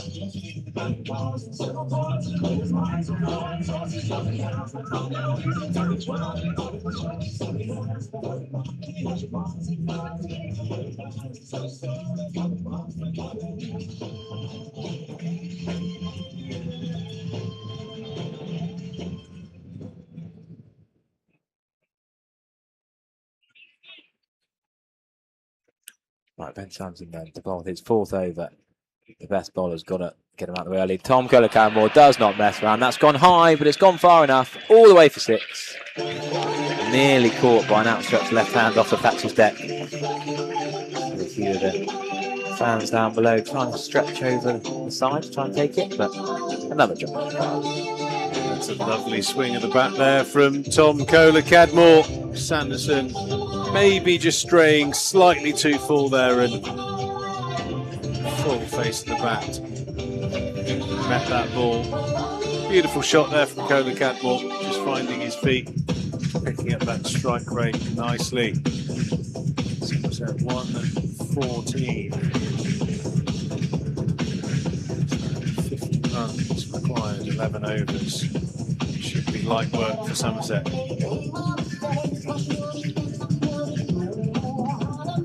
Look at that. That's a special sunset. So many people coming on a Friday night and take a picture of the sun setting over the Cooper Associates County Ground. Never fails to impress. Josh Thomas padded up to come in the middle order, if needed. Could be Josh Thomas. Could be Lewis Goldsworthy. Could be Dan Sams to give it a whack. I'd like to see Lewis Gregory come in, actually, because he's been without cricket for a while. Might be a really good opportunity to get him some time in the middle. I was thinking more that if he's not 100% fit, save himself for Sunday. But yeah, you've got a good point. He might be needed on Sunday. So yeah, get some time in the middle. So many options.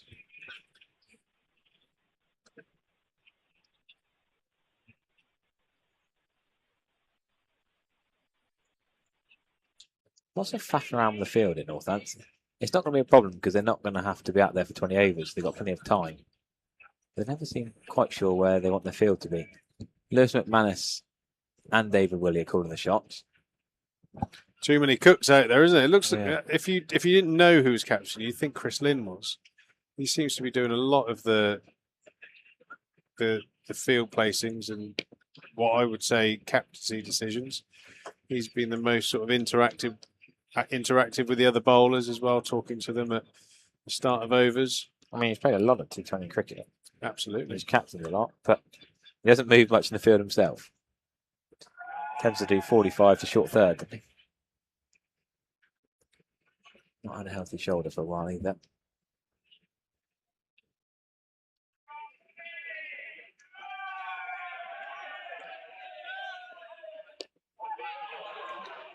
I've got to say, even with a couple of sixes and a T-Roo scoop, this has been a brilliant spell from Ben Simonson. Somerset 117 for 2. But nearly 4 of the overs have been pretty well bowled by Ben Simonson, particularly 3 of them. Everyone else is going at well over 10 runs and over. Ben Simonson with that important wicket too. Picking up Will Smead.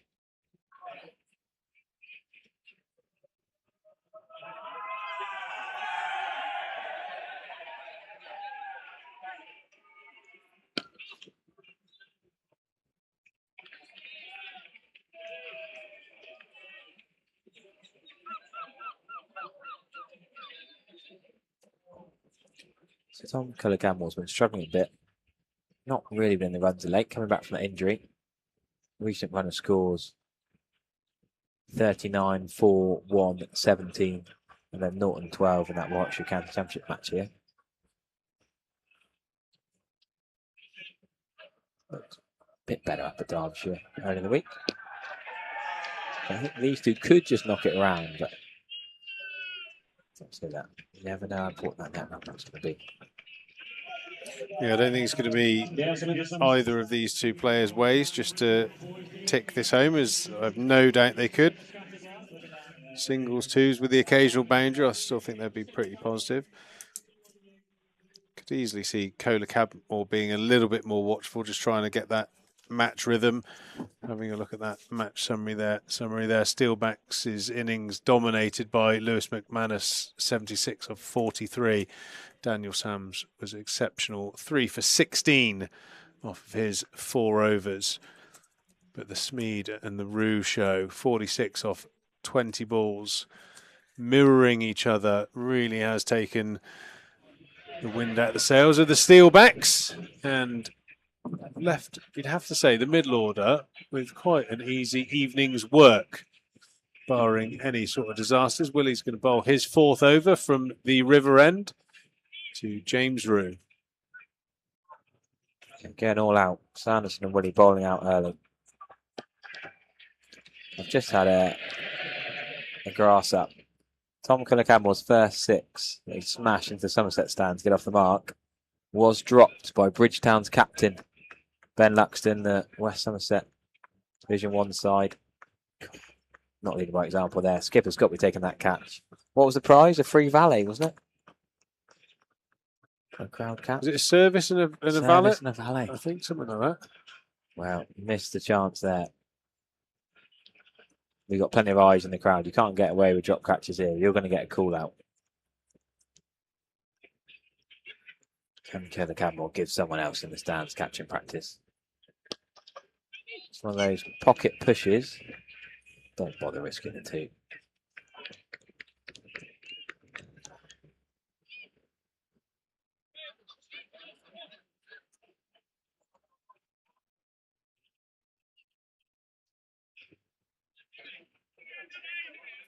It's been a mental group this year. You think how Glamorgan absolutely obliterated Somerset Sapphire Gardens.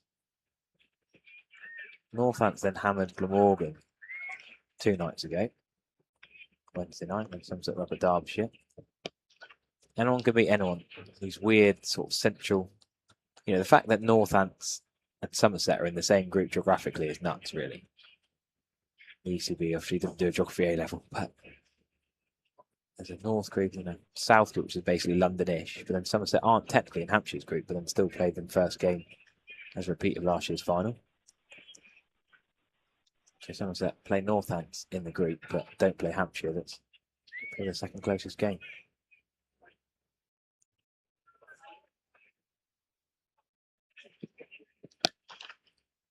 James Reed tried to give that full beans, but didn't quite get hold of it.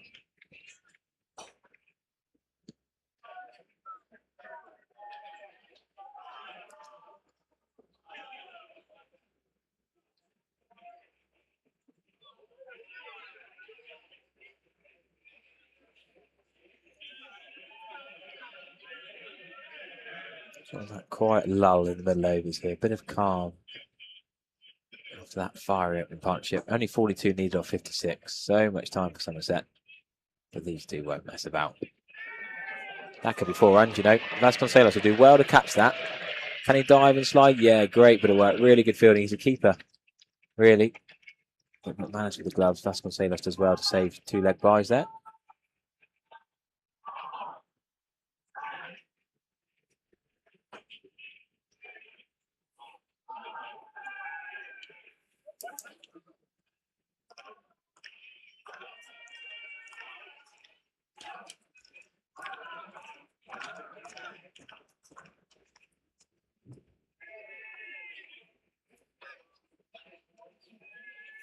Last ball of the 11th over. And Cola Campbell picks that extra cover. A good final over from Dave Willey. He's got 1 for 34 off his 4 overs. Plenty of awesome cricket for you to enjoy here at the Cooper Associates County Ground. And just one to mark in your diary. Wednesday, August the 19th at 3:45 p.m. The Captains Clash.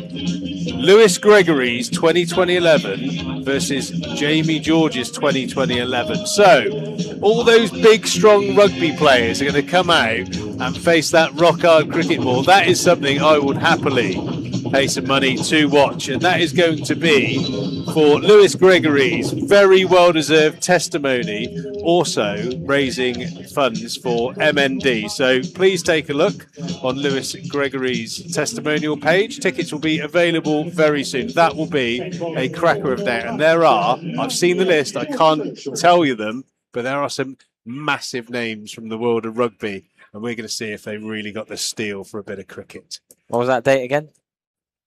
Wednesday in August. Oh, James Ruse on this sweep like his brother played earlier. Only gets 1 for it. Wednesday, the 19th of August. Scrimshaw back into the attack. James Rue looks like he is setting himself up to pull anything into length. He got that one a bit high on the bat, round the corner. 40 runs required for Somerset. 39 actually from 53 balls. 8 wickets in hand. It's Somerset's to win here. They've got 9 fingers on those points. Colonel Cadmore backs away, pushes that into the offside. Jamie George was here watching the other week. He was here watching Somerset home just a couple of weeks ago. Big cricket fan. I do like it when the world of sports collide. There's a clip of Joe Hart and Harry Kane playing cricket in the training ground. I enjoyed that. Yeah, a lot of the rugby players. I was friendly with a few years back now. A couple of lads that played for Bath. They said they always played changing room cricket and used it as part of their warm up. Love it. Yeah, very much enjoyed, and a couple of the lads that did end up coming to the net session. Big lads as well. They're hard as nails, but a couple of them got a little stinger on the inside thigh, and they were like, "Fair play, getting hit by that ball. That's not pleasant." Are you playing in this match then? Can you reveal that? I haven't been asked. You might be a last-minute replacement if I'm needed. more than happy just to observe. I'm sure Lewis Gregory's got far better players to pick in his T2011. It's being played here as well, isn't it? Yeah, Not I many believe so, games yeah. get to be played here that aren't professional games because the ground has so much use with ladies' games, and of course the club finals day is always here. But yeah, it's not often Nick Pepper can get other games on the square with so many matches to fit in the calendar these days. So real honour to be here at the Cooper Associates County Ground. Well, I say I'm not fussed, but I will be very upset with Lewis if he doesn't at least ask me. Ask you to be 12-man drinks carrier. Ginger hasn't quite got his timing right. 6 off 8 balls, now 9. Yeah, there's clips of. There's the Longstaff, the Newcastle midfielder's been playing club cricket in Northeast. I've seen in June, July, in between Premier League season break. Gareth Southgate came back from the World Cup a few years ago and then went and played cricket up near Harrogate. The Neville boys, footballers, are very good cricketers in their youth.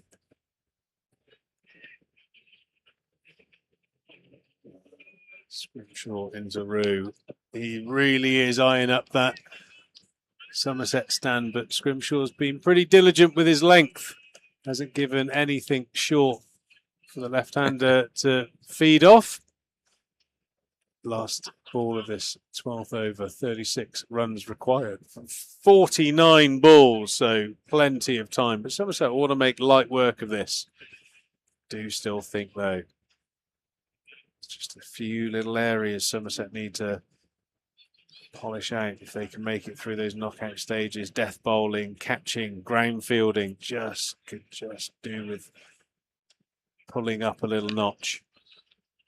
I think in some ways it's a bit of a compliment, Harry, that Somerset are so clinical. It's a real eye-opener when it doesn't. Coming block 3 of the Somerset stand with Gaz.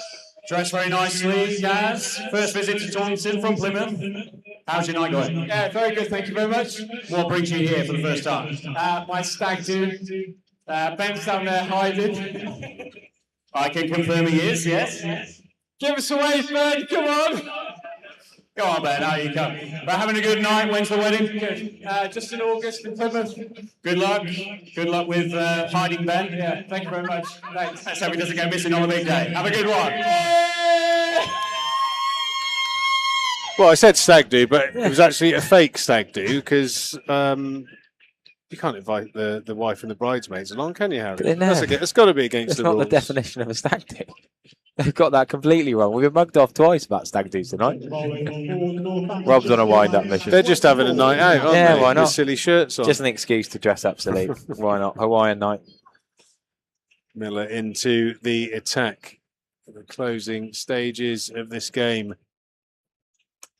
Taylor Cadmore has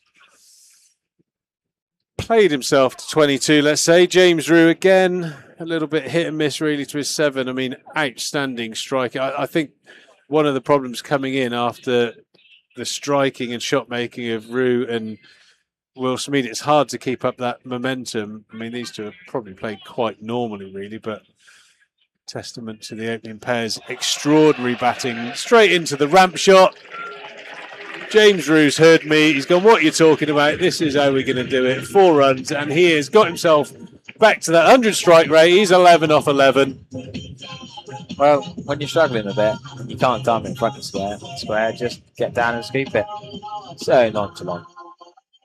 Quite high as well, but always knew enough for four. Well, there's an awful lot of space behind there, isn't there? Scrimshaw, I think, is the closest fielder. There's it's probably 70 metres between the two fielders, so plenty of space available. David Willie having a chat with his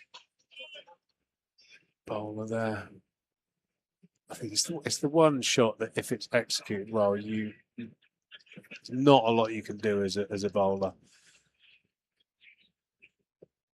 Into length, pulled away, that's another 4. Back-to-back boundaries, welcome to the bowling crease. 8 runs off the first 2 balls. Somerset looking to finish this in style. Well, with no Justin Broad, no Calvin Harrison tonight, this lad's come in, Gus Miller, plays most of the twos. Did play up at Chester Street against Durham in the County Championship in June, but generally plays Northants twos and James Reese, I'm going to take him on.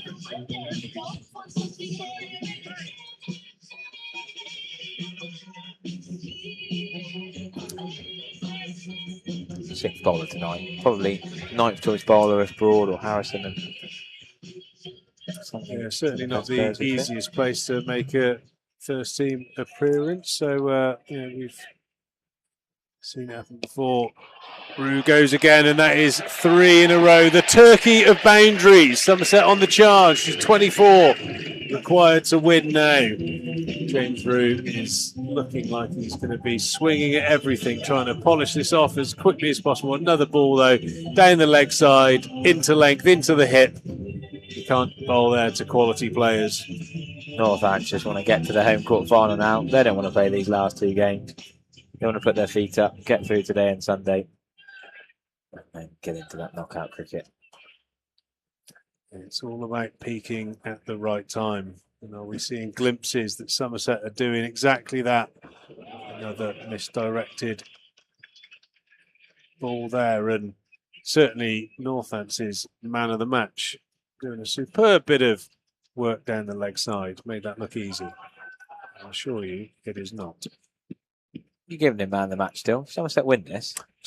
Steelbacks is man of the match. Yeah, no, that's my point though. Who you giving man of the match to? If Somerset win, there's no standout. Smead and T. Rue had exactly the same stats. James Rue. Well, I would probably go with Daniel Sams. 3 for 16 is a match changing spell. Yeah, the slower ball change. I suppose. I mean, the only blemish was the drop catch on the boundary. Yeah, that's a good point. Which makes it like a 3 for 26. Yeah, but yeah, that was a great spell. Another boundary there. This is an expensive over, pitched up this time, and a lovely swing in the bat from James Rue. 1 bounce into the Botham stand. 4, 4, 4, wide, 4. It was a turkey. What's it now? I don't know. I don't know what the add-on in bowling terms from anyone know on the live stream what's 4 strikes in a row? Sure. Oh, it's going to be he's missed out. That's it in the middle. That was the most hittable one of all of them. Oh, you'll like this. I was in Joel's bar earlier on. Joel's bar pre-match for a couple of Thatchers zeros just to wet the whistle for commentary. And we put some cricket on the live stream on the telly. Somerset ladies sadly lost up at the Blaze.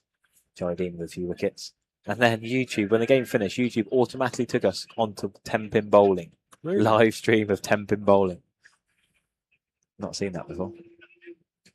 Sure, that's some people's bag, but... Is that another boundary for James Rue? No, it should be. And he's always fun with it, but he will not. No boundary. Nearly got a spare off that last ball. But that's 13 overs gone. Somerset are on 145. Oh, yeah, we've got a few shouts. Justin Yao says a 4-bagger. Mr. Couch says a stuffed turkey. A wild turkey.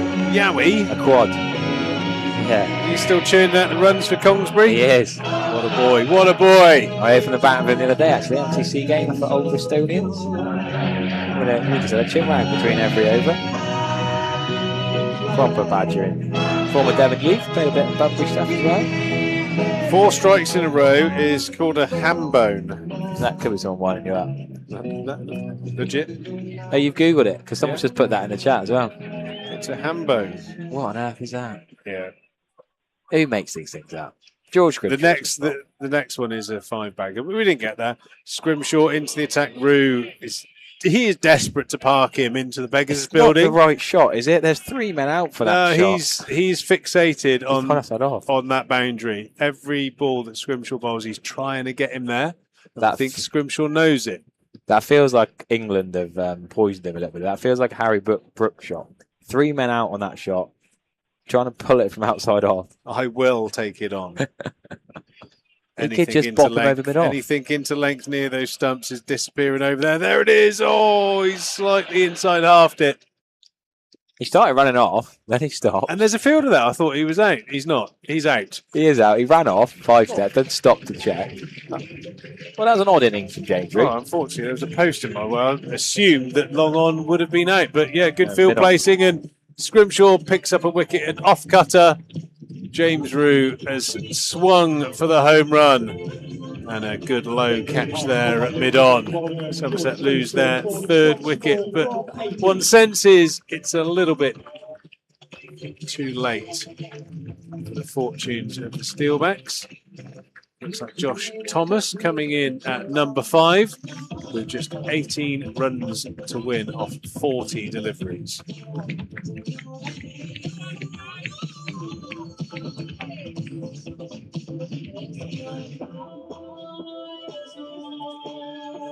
Well, it is Josh Thomas, a left-hander, to come in and replace a left-hander. Taylor Campbell must be extra sweaty. All that hair under that helmet. Still 18 needed. Louis Kimber, 1 run, 1 catch.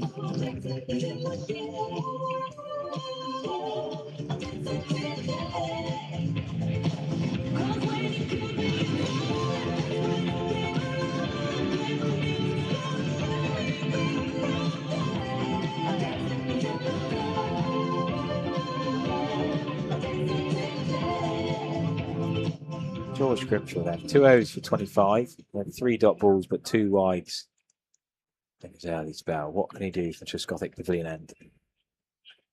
To Josh Thomas.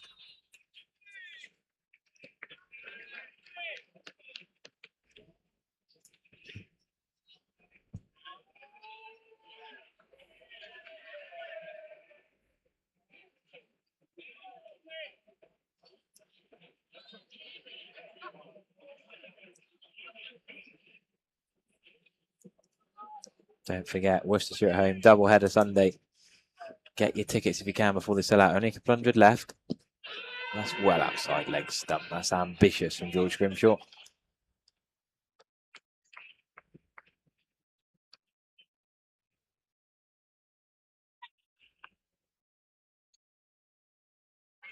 Such an ambitious appeal.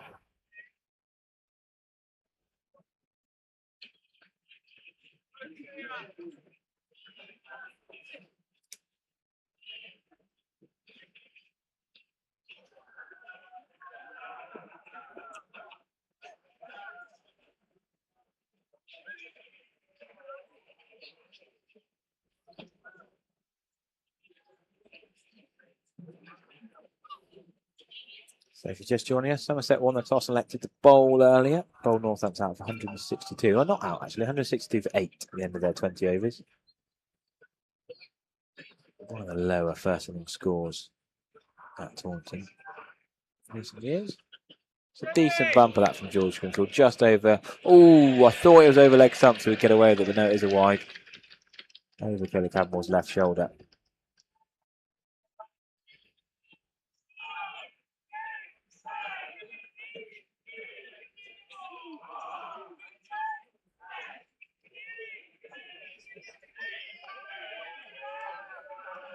Somerset have won 3 of their last 4 T20s, all having batted first.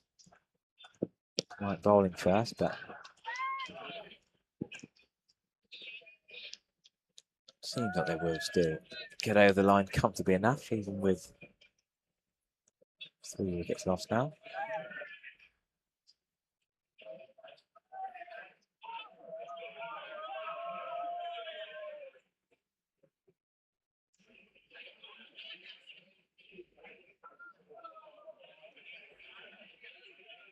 So who will Northants go to close out the last couple of overs of this game? James Sales and Saif Saeed have got plenty of overs left. I don't think Gus Miller will get a second, having gone for 18 on his first.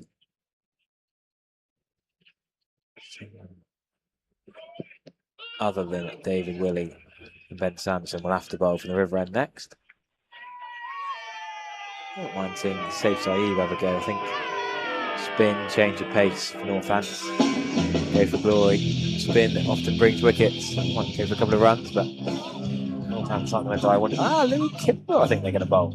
Well, it's going to come to a conclusion relatively soon here, but plenty of action here at Taunton. Friday, September the 11th at 6 p.m. John Bishop featuring Justin Morehouse and Sally Ann Hayward. The tickets are on sale now and are being snapped up rapidly, so don't miss out. Sounds like it'll be a top night here. Open air comedy here at the Cooper Associates County Ground. There's plenty of slips, bad shots and drop catches to laugh at, but I think John he's quite a funny chap, isn't he, old Harry?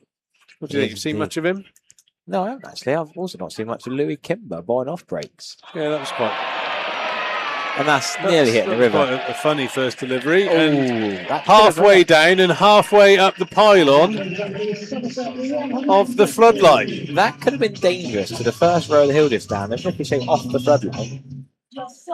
Louis Kimber has 8 T20 wickets in 61 matches. Best bowling ever, 2 for 14 in T20 cricket. Not a regular. Yeah, that was... That floodlight saved the club a bit of money, though, because that would have been wet in the river. Yeah, that would have been 70 quid's worth of cricket ball disappearing. But yeah, Louis Kimber was obviously slightly on the part-time side of things from a bowling point of view, and has been given the tough task of bowling at that was all right, actually. Tom Kohler Cadmore. They should come back for 2 here. Yeah, easy 2. Good running, Josh Thomas. He was coming back for a danger end. Saif Saeed was a bit lazy coming off the rope there, but I mean, Northants don't need to ping a hamstring when they're going to lose this game. There's no point. Well, valuable time it certainly hasn't been fluent, but valuable time in the middle for Kohler Cadmore here. 7 runs needed. 3 balls left of this Kimber over, and I would be surprised if it goes into the 16th over. Well, he's might do now. A T20 bowling average before today of 37.37. That's probably going to go up unless Josh Thomas does something daft here. I guess you can buy a wicket. You can see a part-time and eyes light up, and Kohler Cadmore could have tinned that full toss, but no, he smashed it for 6. Good bowl in the 2s game at Wormsley. Northants 2s against Warwickshire 2s. Kimber got a couple of wickets. So maybe that's where he's got his confidence from. That is a nice shot from Josh Thomas. Should be 2. Kohler Cadmore just slipped as he turned. Actually, he bowled at Bristol in the men's first team to take last to Louis Kimber. Actually, 0 for 23. Got the 1st of July at Bristol. Yeah, on the right pitch. Yeah. If there's a bit of grip, just looks like he's got a potential of a drag down. I think Kohler Cadmore knows it. And there's the drag down. And there's the winning runs. All the way for 6. Kohler Cadmore was waiting for that. And he's popped that over for 6. He'll finish in the 40s, not out. Again, valuable time in the middle for Kohler Cadmore. But this game would have been over a long time ago if it wasn't for Lewis McManus and his heroics in their innings. But Somerset have been very convincing tonight. A little bit shaky towards the back end of the bowling innings, allowing Northants to get up to 163, but 164 for 3 chased in the 15th over. A good pitch here at Somerset. And Somerset have been pretty ruthless. Yeah, comfortable victory in the end, even with a slow sort of stalling period in the middle with James Drew and Tom Kohler. Cadmore just knocking it around. Louis Kimber's bowled twice for Northants against Gloucestershire this year in the Blast, but here it's almost like Northants just given up. Get on the road, get back home. They know they've got a home quarter final, and to be honest with you, Cadmore could have been caught long off. It wasn't far away from a jump and a dive, but Northants have done their work in this competition. They're still top of the table. They've got that Wednesday night home quarter final, and Somerset will hope to be what they've done tonight against Worcestershire here on Sunday. Worcestershire will still have a bit to play for as well, so will be a cracking game. Make sure you come down on Sunday if you can. on Sky, so you can't sadly watch us on the live stream. Get yourself here, watch the Somerset side with a bit of momentum. Yeah, certainly a good boost for Somerset going into the last game. Another must-win game. Somerset have got a chance. They have a chance, and they're certainly carrying some positive vibes. Good knock there from Cola Cadmore, but what an opening partnership from Thomas Rue and Will Smead. Well, actually, I'm not sure it was a great opening partnership. It was all Will Smead, and then it was all Thomas Rue. Both of them 46 off 20 balls and then polished off nicely. Cola Cadmore again. I think it was really important for him to spend some time in the middle, and very, very well played against a good team. But all to play for, and a massive game for Somerset on Sunday. Sky Cameras, as Harry said, will be here, so we won't be on air, but we will be on air in the afternoon for the women's game. There's the match summary. McManus show for the Steelbacks, 76 off 43. But for me, the man of the match performance, Daniel Sams, is 3 for 16, which is no mean feat here at Taunton off of his 4 overs. 2 for ball, 1 each for Meredith and Goldsworthy, but then Smead, Rue and Cola Cadmore polished off that 163 in short time. We've got Daniel Sams downstairs for an interview with Rob Scanlon. And thanks a lot for your brilliant support. A magnificent 7-wicket win against the group leaders tonight, keeping Somerset's homes of qualification alive. And I'm delighted to say I'm joined by one of the key protagonists tonight, Daniel Sams. 3 wickets for 16 runs from 4 overs. Daniel, many congratulations. You won the toss, and you, as a bowling unit, you seem to be able to understand the pitch very quickly and stick to your plans. Yeah, I think we assessed it really quickly. The guys got it started really well. Craig, as usual, even when he goes for a couple of boundaries, it just seems like he gets through, takes a wicket, ball his wicket. To get Lenny up front as well was huge for us. And we just kind of bounced on the back of that momentum, assessed the pitch really well. It was a decent pitch, but there was a little bit tired just with it being used. And I think we took advantage of that really well. What sort of deliveries were you looking for? What sort of lengths? What sort of lines? Yeah, I think key is just through the top of the stumps like usual here. And then for me in particular, with the pitch just being a little bit tired, I was using my slower balls, which is a bit of a strength, and then just mixing it up. In terms of your own confidence, momentum, I know you've got great experience in the Blast, but how much are you enjoying it here at Somerset and building into the competition? No, 100%. It's been awesome. Obviously, we had the first 2 games go really well, and then we had a little bit of a blunder for a while. So it's been good to get some wins back to back. The crowd here has been unbelievable. So yeah, we're really looking forward to Sunday night. Does it genuinely, are you able to take it in? Are you able to savour the atmosphere on nights like this? Oh, 100%. Yeah, especially when I'm out on the road, just listening to the crowd, where they're offering me some banter for being Aussie or not. It's good. It's good fun. So yeah, it's been awesome.